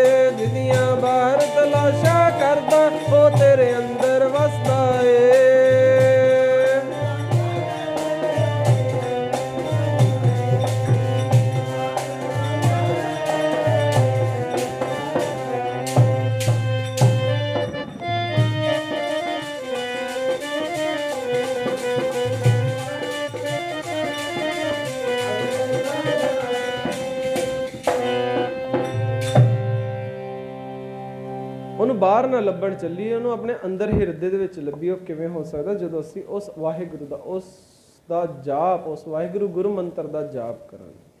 ਅੱਗੇ ਪਾਤਸ਼ਾਹ ਕੀ ਕਹਿੰਦੇ ਨੇ? ਵਿਖਿਆ ਰੰਗ ਕੁੜਾਵਿਆ ਦਿਨ ਸਭੇ ਛਾਰ, ਕਿ ਮਾਇਆ ਦੇ ਨਾਸਵੰਤ ਕੌਤਕ ਉਸ ਨੂੰ ਸੰਸਾਰ ਸਵਾਦ ਦਿਸਦੇ ਨੇ। ਭਾਵ ਕਿ ਉਸ ਨੂੰ ਇਹ ਨਹੀਂ ਕਿ ਆਪਾਂ ਸਾਰੇ ਰਿਸ਼ਤੇਦਾਰ ਜਾਂ ਪੈਸਾ ਕਮਾਉਣਾ ਬੰਦ ਕਰ ਦਿੰਦੇ, ਰਿਸ਼ਤੇਦਾਰੀਆਂ ਨਿਭਾਉਣੀਆਂ ਬੰਦ ਕਰ ਦਿੰਦੇ। ਭਾਵ ਕਿ ਉਹਨਾਂ ਦਾ ਆਪਣੇ ਹਿਰਦੇ ਦੇ ਉੱਪਰ, ਆਪਣੇ ਮਨ ਦੇ ਉੱਪਰ, ਆਪਣੇ ਦਿਮਾਗ ਦੇ ਉੱਪਰ ਉਸ ਚੀਜ਼ ਦਾ ਅਸਰ ਨਹੀਂ ਹੋਣ ਦਿੰਦੇ। ਉਹਨਾਂ ਚੀਜ਼ਾਂ ਤੋਂ ਦੂਰ ਰਹਿੰਦੇ ਨੇ। ਦੂਰ ਰਹਿਣ ਤੋਂ ਭਾਵ ਉਹਨਾਂ ਚੀਜ਼ਾਂ ਦੇ ਅਸਰ ਤੋਂ ਦੂਰ ਰਹਿੰਦੇ ਨੇ। ਹਾਂ, ਜਿੰਨੀ ਕੁ ਲੋੜ ਹੈ ਉਹਨਾਂ ਕਮਾਉਂਦੇ, ਆਪਦੀ ਲਾਈਫ ਵਧੀਆ ਜਿਉਂਦੇ। ਇਹ ਨਹੀਂ ਕਿ ਵੀ 2 ਨੰਬਰ ਦਾ ਕੰਮ ਕਰਕੇ ਤੇ ਬਾਅਦ 'ਚੋਂ ਚਿੰਤਾ ਦੇ ਉੱਪਰ ਸੁੱਤੇ ਰਹਿਣ, ਤੜਫਦੇ ਰਹਿਣ ਸਾਰੀ ਦਿਹਾੜੀ ਸਾਰੀ ਰਾਤ। ਨਹੀਂ, ਉਹਨਾਂ ਕੁ ਕਮਾਉਂਦੇ ਜਿੰਨਾ ਕਮਾਉਂਦੇ। ਇਹ ਨਹੀਂ ਕਿ ਉਹ ਜ਼ੋਰ ਵੀ ਨਹੀਂ ਲਾਉਂਦੇ, ਆਪਣੀ ਤਰੱਕੀਆਂ ਕਰਨ ਲਈ ਪੂਰਾ ਜ਼ੋਰ ਲਾਉਂਦੇ ਆ, ਪਰ ਜਿੰਨਾ ਉਹਨਾਂ ਦੀ ਸੀਮਤ ਦੇ ਵਿੱਚ ਹੋ ਸਕੇ, ਜਿੰਨਾ ਉਹਨਾਂ ਨੂੰ ਲੋੜ ਹੋ ਸਕੇ ਉਸ ਅਨੁਸਾਰ ਅਗਲਾ ਆਪਣਾ ਜਿਉਂਦਾ ਵਾ, ਵਧੀਆ ਜਿਉਂਦਾ। ਆਪਣਾ ਦਿਮਾਗ ਲਾ ਕੇ ਜਿੰਨਾ ਮਰਜ਼ੀ ਵੱਧ ਤੋਂ ਵੱਧ ਕੰਮ ਵਧਾਓ, ਕੋਈ ਮਾੜੀ ਗੱਲ ਨਹੀਂ। ਪਰ ਉਸ ਕੰਮ ਦੇ ਪਿੱਛੇ ਸਮਝ ਲਓ ਕਿ ਮੇਰਾ ਹੜੱਪੀ ਜਾਓ, ਬਸ ਕਿਹਾ ਵੀ ਮੇਰਾ, ਉਹ ਵੀ ਮੇਰਾ, ਉਹ ਚੀਜ਼ ਇਨਸਾਨ ਨੂੰ ਖੁਆਰ ਕਰ ਦਿੰਦੀ ਹੈ, ਕੰਗਾਲ ਕਰ ਦਿੰਦੀ ਹੈ। ਅੱਗੇ ਪਾਤਸ਼ਾਹ ਕੀ ਕਹਿੰਦੇ ਨੇ? ਹਰ ਅੰਮ੍ਰਿਤ ਬੂੰਦ ਸੁਹਾਵਣੀ ਮਿਲ ਸਾਧੂ ਪੀਵਨ ਹਾਰ, ਕਿ ਸਾਵਣ ਦੇ ਮਹੀਨੇ ਜਿਵੇਂ ਕਿ ਕਹਿੰਦੇ ਵਰਖਾ ਦੀ ਬੂੰਦ ਸੋਹਣੀ ਲੱਗਦੀ ਨਾ। ਦੇਖੋ ਕਿੰਨਾ ਸੋਹਣਾ ਮੀਂਹ ਲੱਗਦਾ। ਕਈਆਂ ਨੂੰ ਤੇ ਚਲੋ ਗਿੱਲੇ ਹੋਣਾ ਜਾਂ ਚਿੱਕੜ ਪਸੰਦ ਨਹੀਂ ਹੈ, ਪਰ ਉਹ ਮੀਂਹ ਦੇ ਪੈਣ ਦੇ ਨਾਲ ਜਿਹੜੀ ਸ਼ਾਂਤੀ ਠੰਡਕ ਪੈਂਦੀ ਆ, ਉਹ ਜਿਹੜੀ ਠੰਡਕ, ਉਹ ਜਿਹੜਾ ਬਾਰਿਸ਼ ਸਾਉਣ ਦੇ ਮਹੀਨੇ ਵਰਖਾ ਦੀਆਂ ਬੂੰਦਾਂ ਡਿੱਗਦੀਆਂ ਨੇ, ਠੰਡ ਪਾਉਂਦੀ ਆ, ਉਹ ਜਿੰਨੀਆਂ ਪਿਆਰੀਆਂ ਲੱਗਦੀਆਂ ਨੇ, ਸੋਹਣੀਆਂ ਲੱਗਦੀਆਂ ਨੇ ਉਸ ਕਿਸੇ ਇਨਸਾਨ ਨੂੰ, ਉਸੇ ਤਰ੍ਹਾਂ ਹੀ ਉਸ ਪ੍ਰਭੂ ਨੂੰ ਮੰਨਣ ਵਾਲੇ ਨੂੰ, ਉਸ ਅਕਾਲ ਪੁਰਖ ਵਾਹਿਗੁਰੂ ਦੇ ਜਿਨੇ ਚਰਨਾਂ ਨੂੰ ਹਿਰਦੇ ਵਿੱਚ ਵਸਾ ਲਿਆ ਹੋਵੇ, ਭਾਵ ਕਿ ਜਿਹਨੇ ਉਸ ਗਿਆਨ ਨੂੰ ਆਪਣੇ ਹਿਰਦੇ ਵਿੱਚ ਵਸਾ ਲਿਆ ਹੋਵੇ, ਉਸ ਪਿਆਰ ਵਾਲੇ ਬੰਦੇ ਨੂੰ ਵੀ ਉਹ ਪ੍ਰਭੂ ਚੰਗਾ ਲੱਗਣ ਲੱਗ ਜਾਂਦਾ। ਉਸ ਨੂੰ ਹਰੀ ਦੇ ਨਾਮ ਦੀ ਆਤਮਿਕ ਜੀਵਨ ਦੇਣ ਵਾਲੀ ਜਿਹੜੀ ਬੂੰਦ ਪਿਆਰੀ ਲੱਗਦੀ ਹੈ, ਭਾਵ ਕਿ ਉਹਨੂੰ ਸੁੱਖ ਪ੍ਰਾਪਤ ਹੁੰਦਾ ਹੈ। ਜਿਹੜੀ ਸੁੱਖ ਦੇਣ ਵਾਲਾ ਜਿਹੜਾ ਗਿਆਨ ਆ, ਆਤਮਿਕ ਜੀਵਨ, ਭਾਵ ਕਿ ਜਿਹੜਾ ਚੰਗਾ ਗਿਆਨ ਹੈ, ਉਸ ਨੂੰ ਜਦੋਂ ਪ੍ਰਾਪਤ ਹੁੰਦਾ ਹੈ, ਉਸ ਨੂੰ ਸੁੱਖ ਪ੍ਰਾਪਤ ਕਰਨ, ਉਸ ਨੂੰ ਸੁੱਖ ਦੀ ਪ੍ਰਾਪਤੀ ਹੁੰਦੀ ਹੈ। ਉਸ ਸੁੱਖ ਦੀ ਪ੍ਰਾਪਤੀ ਕਿਵੇਂ ਹੁੰਦੀ ਹੈ? ਜਦੋਂ ਉਸ ਗੁਰੂ ਨੂੰ ਮਿਲਿਆ ਜਾਵੇ, ਭਾਵ ਕਿ ਉਸ ਗਿਆਨ ਦੇ ਨਾਲ ਪ੍ਰਾਪਤ ਹੁੰਦਾ ਹੈ। ਗੁਰੂ ਨੂੰ ਮਿਲ ਕੇ ਹੀ ਉਹ ਮਨੁੱਖ ਹੈ ਜਿਹੜਾ ਉਹਨਾਂ ਬੂੰਦਾਂ ਨੂੰ ਪੀਣ ਜੋਗਾ ਹੋ ਜਾਂਦਾ ਹੈ, ਉਹਨਾਂ ਨੂੰ ਪੀ ਸਕਦਾ ਵੀ ਹੈ। ਉਸ ਗੁਰੂ ਦੇ ਨਾਲ ਜੁੜ ਕੇ ਹੀ ਹੋ ਸਕਦਾ। ਜਦੋਂ ਅਸੀਂ ਚੰਗੇ ਗੁਰੂ, ਚੰਗੇ ਗਿਆਨ, ਪੂਰਨ ਗੁਰੂ ਦੇ ਨਾਲ, ਦੇਹਧਾਰੀਆਂ ਦੀ ਨਹੀਂ ਗੱਲ ਕਰ ਰਹੇ। ਸਰੀਰ ਅੱਜ ਹੈ, ਕੱਲ ਨੂੰ ਨਹੀਂ ਹੈ। ਪਹਿਲੇ ਪਾਤਸ਼ਾਹ ਤੇ 10ਵੇਂ ਪਾਤਸ਼ਾਹ ਦੇ ਜਿਹੜੇ ਸਰੀਰ ਸੀ, ਕੀ ਅੱਜ ਹੈ? ਨਹੀਂ ਹੈ। ਸੰਸਕਾਰ ਕਰਤੇ, ਖਤਮ ਹੋ ਗਏ। ਪਰ ਉਹਨਾਂ ਦੇ ਜਿਹੜੇ ਉਸ ਸਰੀਰ 'ਚ, ਉਸ ਮੁੱਖ ਦੇ ਵਿੱਚੋਂ ਜਿਹੜੇ ਨਿਕਲੇ ਹੋਏ ਬਚਨ, ਜਿਹੜੇ ਉਹਨਾਂ ਦਾ ਨਿਕਲਿਆ ਗਿਆਨ, ਉਹ ਐਕਸਪੀਰੀਅੰਸ ਜਿਹੜਾ ਉਹਨਾਂ ਨੇ ਸਾਨੂੰ ਦੇਤਾ, ਕੀ ਉਹ ਕਦੇ ਖਤਮ ਹੋ ਸਕਦਾ? ਭਾਵੇਂ ਕੋਈ ਵੀ ਕਿਤੇ ਵੀ ਚੌਂਕ 'ਚ ਸਾੜ ਦੇ ਮਹਾਰਾਜ ਦੇ ਸਰੂਪ ਨੂੰ, ਕੋਈ ਅੰਗ ਪਾੜ ਦੇਵੇ, ਭਾਵੇਂ ਆਪਾਂ ਬੇਅਦਬੀ ਮੰਨਦੇ ਹਾਂ, ਪਰ ਅਸਲ ਦੇ ਵਿੱਚ ਕੀ ਕਦੇ ਸ਼ਬਦ ਦੀ ਬੇਅਦਬੀ ਹੋ ਸਕਦੀ ਹੈ? ਨਹੀਂ। ਕਿੰਨੀ ਦੇਰ ਤੱਕ? ਜਿੰਨੀ ਦੇਰ ਤੱਕ ਅਸੀਂ ਸ਼ਬਦ ਦੀ ਬੇਅਦਬੀ ਨਹੀਂ ਕਰਦੇ। ਸ਼ਬਦ ਨੂੰ ਤੋੜ ਮਰੋੜ ਕੇ ਜਿਹੜੇ ਵਰਤਦੇ ਨੇ, ਕਈ ਦੇਹਧਾਰੀ ਨੇ ਆਪਣੇ ਹਿਸਾਬ ਨਾਲ ਉਸ ਦੇ ਅਰਥ ਕੱਢ ਕੇ ਆਪਣੇ ਆਪ ਨੂੰ ਕਹਿੰਦੇ ਨੇ ਕਿ ਅਸੀਂ ਤੁਹਾਡਾ ਭਲਾ ਕਰਦੇ ਹਾਂ। ਆਪ ਮੁੱਖੋਂ ਕਹਿੰਦੇ ਨੇ ਕਿ ਅਸੀਂ ਤੁਹਾਡਾ ਭਲਾ ਕਰਦੇ ਹਾਂ। ਇਹੋ ਜਿਹੇ ਇਨਸਾਨ, ਇਹੋ ਜਿਹੇ ਵਿਅਕਤੀ ਗੁਰਬਾਣੀ ਦੀ ਬੇਅਦਬੀ ਕਰਦੇ ਨੇ, ਬਲਕਿ ਇਹਨਾਂ ਨੂੰ ਜ਼ਿਆਦਾ ਸੰਕੋਚਨ ਦੀ ਲੋੜ ਹੈ। ਸੋ ਆਪਾਂ ਵਿਚਾਰ 'ਚ ਰਹੀਏ। ਆਪਣੇ ਕੋਲ ਸਮਾਂ ਹੈ ਨਹੀਂ, ਆਪਣੇ ਕੋਲ ਸਿਰਫ 10 ਮਿੰਟ ਰਹਿ ਗਏ ਨੇ। ਸੋ ਪਾਤਸ਼ਾਹ ਕੀ ਕਹਿੰਦੇ ਨੇ ਕਿ ਉਹ ਮਨੁੱਖ ਜਿਹੜਾ ਉਸ ਚੰਗੇ ਗਿਆਨ ਨੂੰ ਕਦੋਂ ਪ੍ਰਾਪਤ ਕਰ ਸਕਦਾ? ਜਦੋਂ ਉਸ ਗੁਰੂ ਦੇ ਨਾਲ ਜੁੜ ਜਾਂਦਾ। ਗੁਰੂ ਨੂੰ ਮਿਲ ਕੇ ਫਿਰ ਉਹ ਮਨੁੱਖ ਕੀ ਕਰਦਾ? ਉਹ ਬੂੰਦ ਪੀਣ ਜੋਗਾ, ਉਸ ਚੰਗੇ ਗਿਆਨ ਨੂੰ ਪ੍ਰਾਪਤ ਕਰਨ ਜੋਗਾ ਹੋ ਜਾਂਦਾ। ਜਿਹੜੀ ਪ੍ਰਭੂ ਦੀ ਵਡਿਆਈ ਆ, ਉਹਦੀ ਜਿਹੜੀ ਵਡਿਆਈ ਦੀਆਂ ਨਿੱਕੀ ਗੱਲਾਂ ਨੇ, ਉਹ ਵੀ ਉਸ ਨੂੰ ਮਿਠਾਈ ਵਰਗੀਆਂ ਲੱਗਦੀਆਂ ਨੇ। ਭਾਵ ਕਿ ਛੋਟਾ ਗਿਆਨ ਜਿਹੜਾ ਕਿ ਉਹਨੂੰ ਉਹਦੀ ਜ਼ਿੰਦਗੀ ਦੇ ਛੋਟੇ ਉਹਦੇ ਪਾਰਟਸ ਪੂਰੇ ਕਰਦੇ, ਉਹਦੀ ਲਾਈਫ ਦੇ ਵਿੱਚ ਉਹਦੇ ਇੱਕ ਰੋਲ ਬਣ ਕੇ ਆਉਂਦੇ ਨੇ। ਕਿਉਂਕਿ ਜ਼ਿੰਦਗੀ ਦੇ ਕਿੰਨੇ ਛੋਟੇ ਰੋਲਸ ਨੇ ਆਪਣੀ ਲਾਈਫ ਦੇ ਵਿੱਚ, ਉਹ ਸਾਰੇ ਉਹ ਗੁਰੂ ਜਦੋਂ ਚੰਗੇ ਗਿਆਨ ਦੇ ਨਾਲ ਸਾਡੇ ਸੰਸਾਰ ਦੇ, ਸਾਡੇ ਜੀਵਨ ਦੇ ਵਿੱਚ ਉਤਰ ਆਉਂਦਾ ਹੈ, ਫਿਰ ਉਹਨੂੰ ਮਿਠਾਈਆਂ ਵਰਗੇ ਮਿੱਠਾ ਲੱਗਣ ਲੱਗ ਪੈਂਦਾ। ਗੁਰੂ ਨੂੰ ਮਿਲ ਕੇ ਬੜੇ ਸ਼ੌਂਕ ਨਾਲ ਸੁਣਦਾ, ਉਸਦੇ ਗਿਆਨ ਨੂੰ ਬੜੇ ਸ਼ੌਂਕ ਨਾਲ ਸੁਣਦਾ, ਉਸਦੇ ਗਿਆਨ ਨੂੰ ਬੜੇ ਸ਼ੌਂਕ ਨਾਲ ਪ੍ਰਾਪਤ ਕਰਦਾ। ਅੱਗੇ ਪਾਤਸ਼ਾਹ ਕੀ ਕਹਿੰਦੇ ਨੇ? ਵਣ ਤਿਨ ਪ੍ਰਭ ਸੰਗ ਮੌਲਿਆ ਸਮਰੱਥ ਪੁਰਖ ਅਪਾਰ। ਜਿਸ ਪ੍ਰਭੂ ਦੇ ਮੇਲ ਨਾਲ ਸਾਰਾ ਜਗਤ, ਸਾਰੀ ਬਨਸਪਤੀ ਆਦਿ ਹਰਿਆ ਭਰਿਆ ਹੋ ਜਾਂਦਾ, ਸਾਰੇ ਹਰੇ ਭਰੇ ਹੋ ਜਾਂਦੇ ਨੇ, ਸਾਰੇ ਖੁਸ਼ੀ ਦੇ ਨਾਲ ਮਹਿਕ ਉੱਠਦੇ ਨੇ। ਜੋ ਪ੍ਰਭੂ ਸਭ ਕੁਝ ਕਰਨ ਯੋਗ ਹੈ, ਸਾਰਾ ਕੁਝ ਕਰ ਸਕਦਾ, ਵਿਆਪਕ ਹੈ ਤੇ ਬੇਅੰਤ ਹੈ। ਹਰ ਮਿਲਣੈ ਨੋ ਮਨ ਲੋਚਦਾ, ਕਰਮ ਮਿਲਾਵਣ ਹਾਰ। ਉਸ ਨੂੰ ਮਿਲਣ ਵਾਸਤੇ ਮੇਰਾ ਮਨ ਵੀ ਲੋਚਦਾ ਹੈ, ਮੇਰਾ ਮਨ ਵੀ ਤੜਫਦਾ ਹੈ, ਤਾਂਘਦਾ ਹੈ। ਪਰ ਉਹ ਪ੍ਰਭੂ ਆਪ ਹੀ ਆਪਣੀ ਮਿਹਰ ਨਾਲ ਮਿਲਣ ਦੇ ਸਮਰੱਥ ਹੈ। ਉਹ ਜਿੰਨੀ ਦੇਰ ਤੱਕ ਉਹ ਗਿਆਨ, ਉਸ ਗਿਆਨ ਯੋਗ ਅਸੀਂ ਨਹੀਂ ਹੁੰਦੇ, ਭਾਵ ਕਿ ਜਿੰਨੀ ਦੇਰ ਤੱਕ ਮੈਂ ਚੋਰੀਆਂ ਨਹੀਂ ਛੱਡਦਾ, ਕੀ ਉਨੀ ਦੇਰ ਤੱਕ ਮੈਨੂੰ ਚੰਗਾ ਗਿਆਨ ਪ੍ਰਾਪਤ ਹੋ ਸਕਦਾ। ਇਹਦਾ ਮਤਲਬ ਕਿ ਚੰਗੇ ਗਿਆਨ ਦੀ ਵੀ ਇੱਕ ਆਪਣੀ ਮਰਜ਼ੀ ਆ ਕਿ ਉਹਨੇ ਕਿਸ ਦਿਮਾਗ ਦੇ ਵਿੱਚ ਜਾਣਾ, ਕਿਹੜੇ ਦਿਮਾਗ 'ਚ ਜਾਣਾ, ਜਿਹੜਾ ਮਾੜੇ ਗਿਆਨ ਨੂੰ ਛੱਡੂਗਾ, ਜਿਹੜਾ ਪੁਰਾਣੇ ਹੰਕਾਰੇ ਹੋਏ ਗਿਆਨ ਨੂੰ ਛੱਡੂਗਾ, ਆਪਣੀ ਮਾੜੀ ਸੋਚ ਨੂੰ ਛੱਡੂਗਾ, ਉਹਦੇ ਵਿੱਚ ਉਹ ਚੰਗਾ ਗੁਰੂ, ਉਹ ਚੰਗਾ ਗਿਆਨ ਸਥਾਪਿਤ ਹੋ ਸਕਦਾ। ਅੱਗੇ ਪਾਤਸ਼ਾਹ ਕੀ ਕਹਿੰਦੇ ਨੇ, ਜਿਨੀ ਸਖੀਏ ਪ੍ਰਭ ਪਾਇਆ, ਹੋਂ ਤਿਨ ਕੈ ਸਦ ਬਲਿਹਾਰ ਹੈ। ਕਿ ਮੈਂ ਉਹਨਾਂ ਗੁਰਮੁਖ ਸਹੇਲੀਆਂ ਤੋਂ ਸਦਕੇ ਹਾਂ, ਸਦਾ ਕੁਰਬਾਨ ਹਾਂ, ਜਿਨ੍ਹਾਂ ਨੇ ਪ੍ਰਭੂ ਦਾ ਮਿਲਾਪ ਹਾਸਲ ਕਰ ਲਿਆ ਹੋਵੇ। ਪੰਜਵੇਂ ਪਾਤਸ਼ਾਹ ਕੀ ਕਹਿੰਦੇ ਨੇ ਕਿ ਜਿਨ੍ਹਾਂ ਨੇ ਉਹ ਚੰਗੇ ਚੰਗੇ ਗਿਆਨ ਪ੍ਰਾਪਤ ਕੀਤੇ ਨੇ, ਜਿਹੜੇ ਸੰਸਾਰ ਦੇ ਵਿੱਚ ਆ ਕੇ ਸੁਖੀ ਨੇ, ਜਿਹੜੇ ਇਸ ਸੰਸਾਰ ਦੇ ਵਿੱਚ ਆ ਕੇ ਸੰਸਾਰੀ ਲੋਕਾਂ ਦੇ ਭਲੇ ਲਈ ਸੋਚਦੇ ਨੇ, ਉਹਨਾਂ ਦਾ ਭਲਾ ਕਰਦੇ ਨੇ, ਮੈਂ ਉਹਨਾਂ ਤੋਂ ਵਾਰੇ-ਵਾਰੇ ਜਾਂਦਾ। ਜਿਹੜੇ ਉਸ ਪਰਮਾਤਮਾ ਨਾਲ ਜੁੜ ਗਏ ਨੇ, ਮੈਂ ਉਹਨਾਂ ਨਾਲ ਵਾਰੇ-ਵਾਰੇ ਜਾਂਦਾ। ਭਗਤ ਰਵਿਦਾਸ ਜੀ, ਉਹਨਾਂ ਦਾ ਜੀਵਨ ਦੇਖੋ ਕਿੰਨਾ ਸੋਹਣਾ ਵਾ। ਜੁੱਤੀਆਂ ਗੰਢੀਆਂ, ਪਰ ਉਹਨਾਂ ਨੇ ਜੁੱਤੀਆਂ ਗੰਢਣ ਦੇ ਨਾਲ ਕਈ ਲੋਕਾਂ ਦੇ ਮਨ ਵੀ ਗੰਢਤੇ। ਮੀਰਾ ਬਾਈ, ਜਿਹੜਾ ਆਪਾਂ ਸੁਣਦੇ ਆ ਕਿ ਉਹਦੇ ਬਾਰੇ ਚਲੋ ਜੋ ਵੀ ਪੁਜਾਰੀ ਤਬਕੇ ਨੇ ਜੋ ਗਲਤ ਇਤਿਹਾਸ ਉਹਦਾ ਜੋੜਿਆ ਕਿ ਕ੍ਰਿਸ਼ਨ ਦੀ ਪੁਜਾਰਨ ਸੀ, ਭਟਕਦੀ ਰਹੀ, ਪਰ ਨਹੀਂ ਸਾਧ ਸੰਗਤ, ਉਹ ਭਗਤ ਰਵਿਦਾਸ ਜੀ ਨੂੰ ਉਸਨੇ ਗੁਰੂ ਬਣਾਇਆ ਹੋਇਆ ਸੀਗਾ। ਇਸ ਚੀਜ਼ ਤੋਂ ਤੰਗ ਆ ਕੇ ਪੁਜਾਰੀ ਤਬਕੇ ਨੇ ਉਹਦੀ ਭਗਤੀ ਨੂੰ ਕ੍ਰਿਸ਼ਨ ਦੇ ਨਾਲ ਜੋੜਤਾ, ਪਰ ਨਹੀਂ, ਉਹ ਭਗਤ ਰਵਿਦਾਸ ਜੀ ਦੀ ਭਗਤ ਸੀਗੀ, ਉਹਨਾਂ ਦੀ ਸ਼ਾਗਿਰਦ, ਉਹਨਾਂ ਦੀ ਚੇਲੀ ਸੀਗੀ, ਉਹ ਉਹਨਾਂ ਦੀ ਸੇਵਾ ਕਰਦੀ ਸੀ, ਉਹਨਾਂ ਤੋਂ ਗਿਆਨ ਜੋ ਵੀ ਉਹਨੇ ਪ੍ਰਾਪਤ ਕੀਤਾ ਉਹਨਾਂ ਤੋਂ ਕੀਤਾ ਸੀਗਾ, ਭਗਤ ਰਵਿਦਾਸ ਜੀ ਤੋਂ। ਇਹ ਉਹਨਾਂ ਦੇ ਘਰ ਵਾਲੇ ਨੂੰ ਪਸੰਦ ਨਹੀਂ ਸੀਗਾ ਮੀਰਾ ਬਾਈ ਦੇ, ਨਾ ਉੱਚੀ ਜਾਤ ਦੇ ਬ੍ਰਾਹਮਣਾਂ ਨੂੰ ਪਸੰਦ ਸੀ, ਇਸ ਕਰਕੇ ਉਹਨਾਂ ਨੇ ਹੋਰ ਇਤਿਹਾਸ ਜੋੜਤਾ।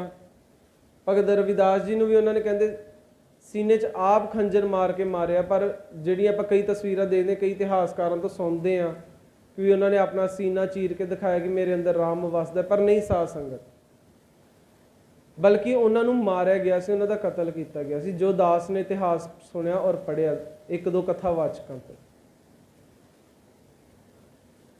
ਸੋ ਗੱਲ ਆਪਾਂ ਕੀ ਕਰ ਰਹੇ ਹਾਂ ਕਿ ਉਸ ਪ੍ਰਭੂ ਦੀ ਪ੍ਰਾਪਤੀ ਉਸ ਦੇ ਨਾਲ ਕਿਵੇਂ ਜੁੜਿਆ ਜਾ ਸਕਦਾ, ਜਦੋਂ ਚੰਗੇ ਗਿਆਨ ਦੇ ਨਾਲ ਜੁੜੇ। ਭਗਤ ਰਵਿਦਾਸ ਜੀ ਨੇ ਚੰਗੇ ਗਿਆਨ ਨਾਲ ਜੁੜੇ, ਲੋਕਾਂ ਦੀ ਸੇਵਾ ਕਰਦੇ ਸੀ, ਮਾੜੇ ਤੋਂ ਪੈਸੇ ਨਹੀਂ ਸੀ ਲੈਂਦੇ, ਚੰਗੇ ਤੋਂ ਪੈਸੇ ਲੈ ਕੇ ਤੇ ਮਾੜੇ ਦੇ ਵਿੱਚ ਫਿਰ ਵੰਡ ਦਿੰਦੇ ਸੀ, ਜਿੰਨੀ ਲੋੜ ਹੁੰਦੀ ਸੀ ਉਹਨਾਂ ਰੱਖ ਲੈਂਦੇ ਸੀ।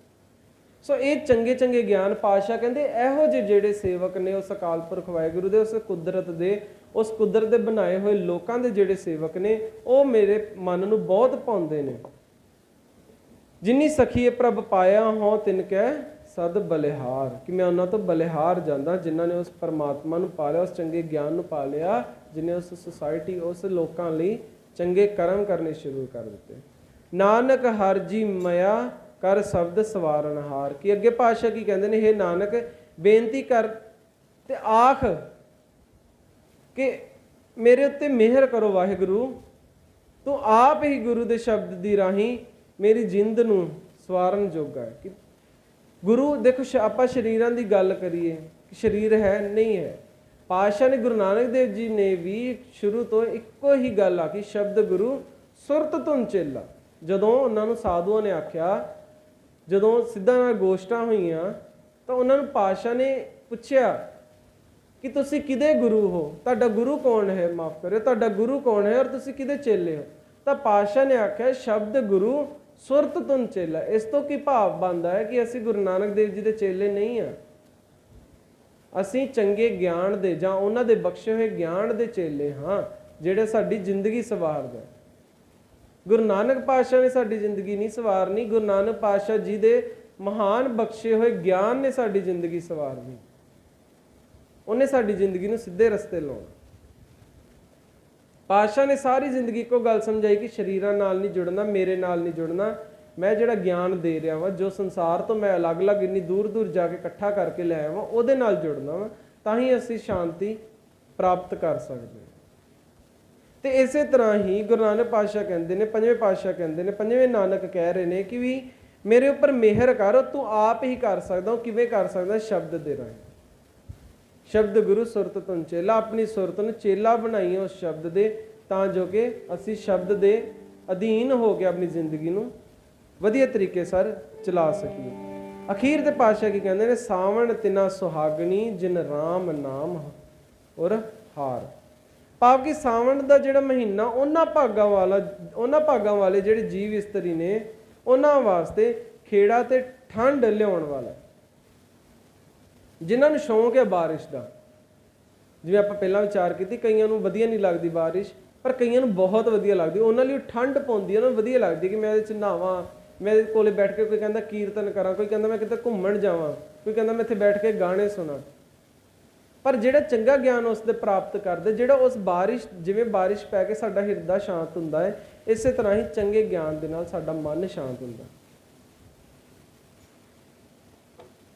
ਸਾਰੀ ਵਨਸਪਤੀ ਸ਼ਾਂਤ ਹੁੰਦੀ ਹੈ, ਇਸੇ ਤਰ੍ਹਾਂ ਹੀ ਸਾਡਾ ਮਨ ਵੀ ਸ਼ਾਂਤ ਹੁੰਦਾ ਹੈ। ਸਾਵਣ ਦੇ ਮਹੀਨੇ ਜਿਵੇਂ ਜੀਵ ਇਸਤਰੀ ਨੂੰ ਖੇੜਾ ਉਹ ਠੰਡ ਪੈਂਦੀ ਹੈ, ਜਿਨ੍ਹਾਂ ਨੇ ਆਪਣੇ ਹਿਰਦੇ ਵਿੱਚ ਉਸ ਪਰਮਾਤਮਾ ਦਾ ਨਾਮ, ਉਸ ਦਾ ਰੂਪ ਹਾਰ ਬਣਾ ਕੇ ਪਾ ਲਿਆ ਹੋਵੇ, ਉਸ ਦਾ ਮਨ ਹਮੇਸ਼ਾ ਹੀ ਖਿੜਿਆ ਖਿੜਿਆ ਰਹਿੰਦਾ। ਉਸ ਦੇ ਮਨ ਨੂੰ ਕਦੇ ਵੀ ਅਸ਼ਾਂਤੀ ਨਹੀਂ ਪ੍ਰਾਪਤ ਹੁੰਦੀ, ਹਮੇਸ਼ਾ ਸ਼ਾਂਤੀ ਹੀ ਮਿਲਦੀ ਹੈ। ਉਹ ਸ਼ਾਂਤੀ ਕਿੱਥੋਂ ਆਉਣੀ ਹੈ? ਜਦੋਂ ਅਸੀਂ ਚੰਗਾ ਗਿਆਨ ਪ੍ਰਾਪਤ ਕਰਾਂਗੇ। ਪਾਤਸ਼ਾਹ ਇੱਕੋ ਹੀ ਗੱਲ ਕਹਿੰਦੇ ਨੇ ਕਿ ਚੰਗਾ ਗਿਆਨ ਪ੍ਰਾਪਤ ਕਰੋ, ਬਸ ਚੰਗਾ ਗਿਆਨ ਪ੍ਰਾਪਤ ਕਰੋ। ਚੰਗੇ ਗਿਆਨ ਤੋਂ ਇਲਾਵਾ ਹੋਰ ਕੁਝ ਨਹੀਂ ਸੰਸਾਰ ਦੇ ਵਿੱਚ ਚੱਲਦਾ। ਚੰਗੇ ਗਿਆਨ ਤੋਂ ਬਿਨਾਂ ਕਦੇ ਵੀ ਜ਼ਿੰਦਗੀ ਵਧੀਆ ਤਰੀਕੇ ਸੇ ਟੈਨਸ਼ਨ ਫਰੀ ਨਹੀਂ ਚੱਲ ਸਕਦੀ।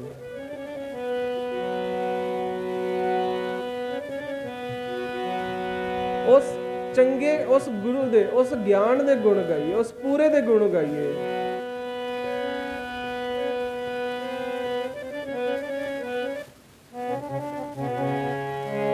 ਗਾਵੋ ਸੰਗ ਤੇ ਗੁਣ ਪੂਰਿਆ ਗੁਰਾਂ ਦੇ, ਗਾਵੋ ਸੰਗ ਤੇ ਜੀ ਗੁਣ ਪੂਰਿਆ ਗੁਰਾਂ ਦੇ।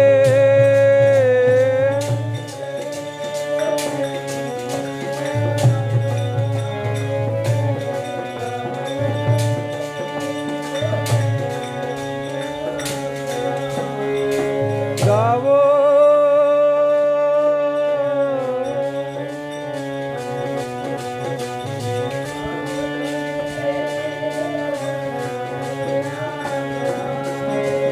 ਗਾਵੋ ਸੰਗ ਤੇ ਗੁਣ ਪੂਰਿਆ ਗੁਰਾਂ ਦੇ, ਗਾਵੋ ਸੰਗ ਤੇ ਜੀ ਗੁਣ ਪੂਰਿਆ ਗੁਰਾਂ ਦੇ।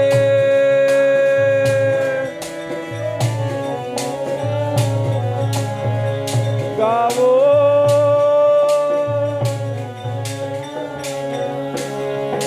ਗਾਵੋ ਸੰਗ ਤੇ, ਗਾਵੋ ਸੰਗ ਤੇ ਜੀ ਪੂਰਿਆ ਗੁਰਾਂ ਦੇ, ਗੁਣ ਪੂਰਿਆ ਗੁਰਾਂ ਦੇ, ਪੂਰਿਆ ਗੁਰਾਂ ਦੇ, ਗੁਣ ਪੂਰਿਆ ਗੁਰਾਂ ਦੇ।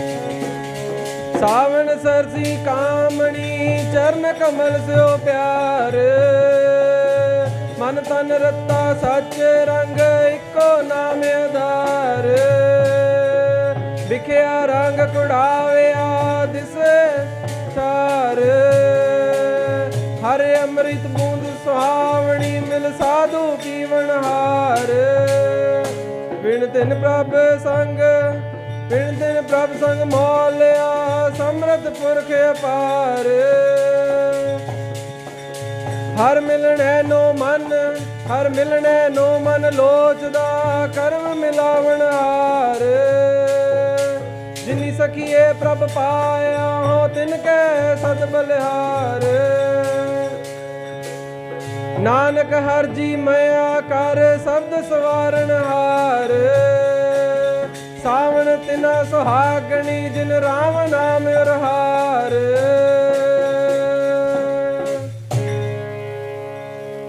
आओ साध संगत जिन्नी का आप विचार की है आप कोशिश करिए कि आप अपने हिरदे अंदर वसा सकीए ਤਾਂ ਜੋ ਕਿ ਆਪਣੀ ਜ਼ਿੰਦਗੀ ਵਧੀਆ ਤਰੀਕੇ ਸਿਰ ਗੁਰੂ ਦੇ ਲੜ ਲੱਗ ਕੇ ਗੁਰੂ ਦੇ ਚਰਨਾਂ ਵਿੱਚ ਲੱਗ ਕੇ ਸਾਡੀ ਜ਼ਿੰਦਗੀ ਚੱਲ ਸਕੇ।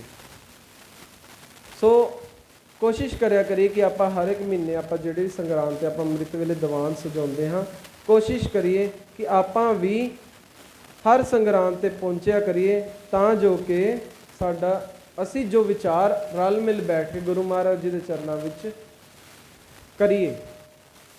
ਕਰਨ ਦਾ ਫਾਇਦਾ ਇਹ ਉਦੋਂ ਹੀ ਉਸ ਦਾ ਪ੍ਰਾਪਤੀ ਉਦੋਂ ਹੀ ਹੋਣੀ ਹੈ ਜਦੋਂ ਅਸੀਂ ਉਸ ਦੇ ਚਰਨਾਂ ਵਿੱਚ ਗੁਰੂ ਦੇ ਚਰਨਾਂ ਵਿੱਚ ਆ ਕੇ ਉਸ ਦੇ ਵਿਚਾਰਾਂ ਦੀ ਸਾਂਝ ਕਰਾਂਗੇ। ਸਾਡੀਆਂ ਕੀਤੀਆਂ ਗਲਤੀਆਂ ਤੁਸੀਂ ਦੱਸੋ ਜਿੰਨੀ ਕੁ ਸਾਨੂੰ ਮਹਾਰਾਜ ਸੋਝੀ ਬਖਸ਼ਦੇ ਅਸੀਂ ਉਸ ਗੁਰਬਾਣੀ ਨੂੰ ਸਮਝ ਕੇ ਉਹਨਾਂ ਤੁਹਾਡੇ ਅੱਗੇ ਸਮਝਾਉਂਦੇ ਤੁਹਾਡੇ ਅੱਗੇ ਤੁਹਾਡੇ ਚਰਨਾਂ ਵਿੱਚ ਰੱਖਦੇ ਹਾਂ। ਕੋਸ਼ਿਸ਼ ਕਰੋ ਕਿ ਆਪਾਂ ਵੀ ਹਰੇਕ ਮਹੀਨੇ ਘੱਟੋ ਘੱਟ ਸੰਗਰਾਂਦ ਵਾਲੇ ਦਿਨ ਗੁਰੂ ਘਰ ਦੇ ਵਿੱਚ ਆ ਕੇ ਇਕੱਠੇ ਹੋਈਏ। ਵੱਧ ਤੋਂ ਵੱਧ ਸੰਗਤ ਵੱਧ ਤੋਂ ਵੱਧ ਜੁੜਿਆ ਕਰੋ। ਹੁਣ ਅਗਲੇ ਮਹੀਨੇ 17 ਅਗਸਤ ਦੀ ਸੰਗਰਾਂਦ ਆ ਸੋ ਕੋਸ਼ਿਸ਼ ਕਰੇ ਕਿ ਆਪਾਂ 17 ਅਗਸਤ ਨੂੰ ਸਾਰੇ ਜਾਣੇ ਫਿਰ ਵੱਧ ਤੋਂ ਵੱਧ ਰਲ ਮਿਲ ਕੇ ਇਕੱਠੇ ਹੋਈਏ। ਇੰਨੇ ਕੁ ਬੇਨਤੀਆਂ ਪ੍ਰਵਾਨ ਕਰਿਓ। ਵਾਹਿਗੁਰੂ ਜੀ ਕਾ ਖਾਲਸਾ ਵਾਹਿਗੁਰੂ ਜੀ ਕੀ ਫਤਿਹ।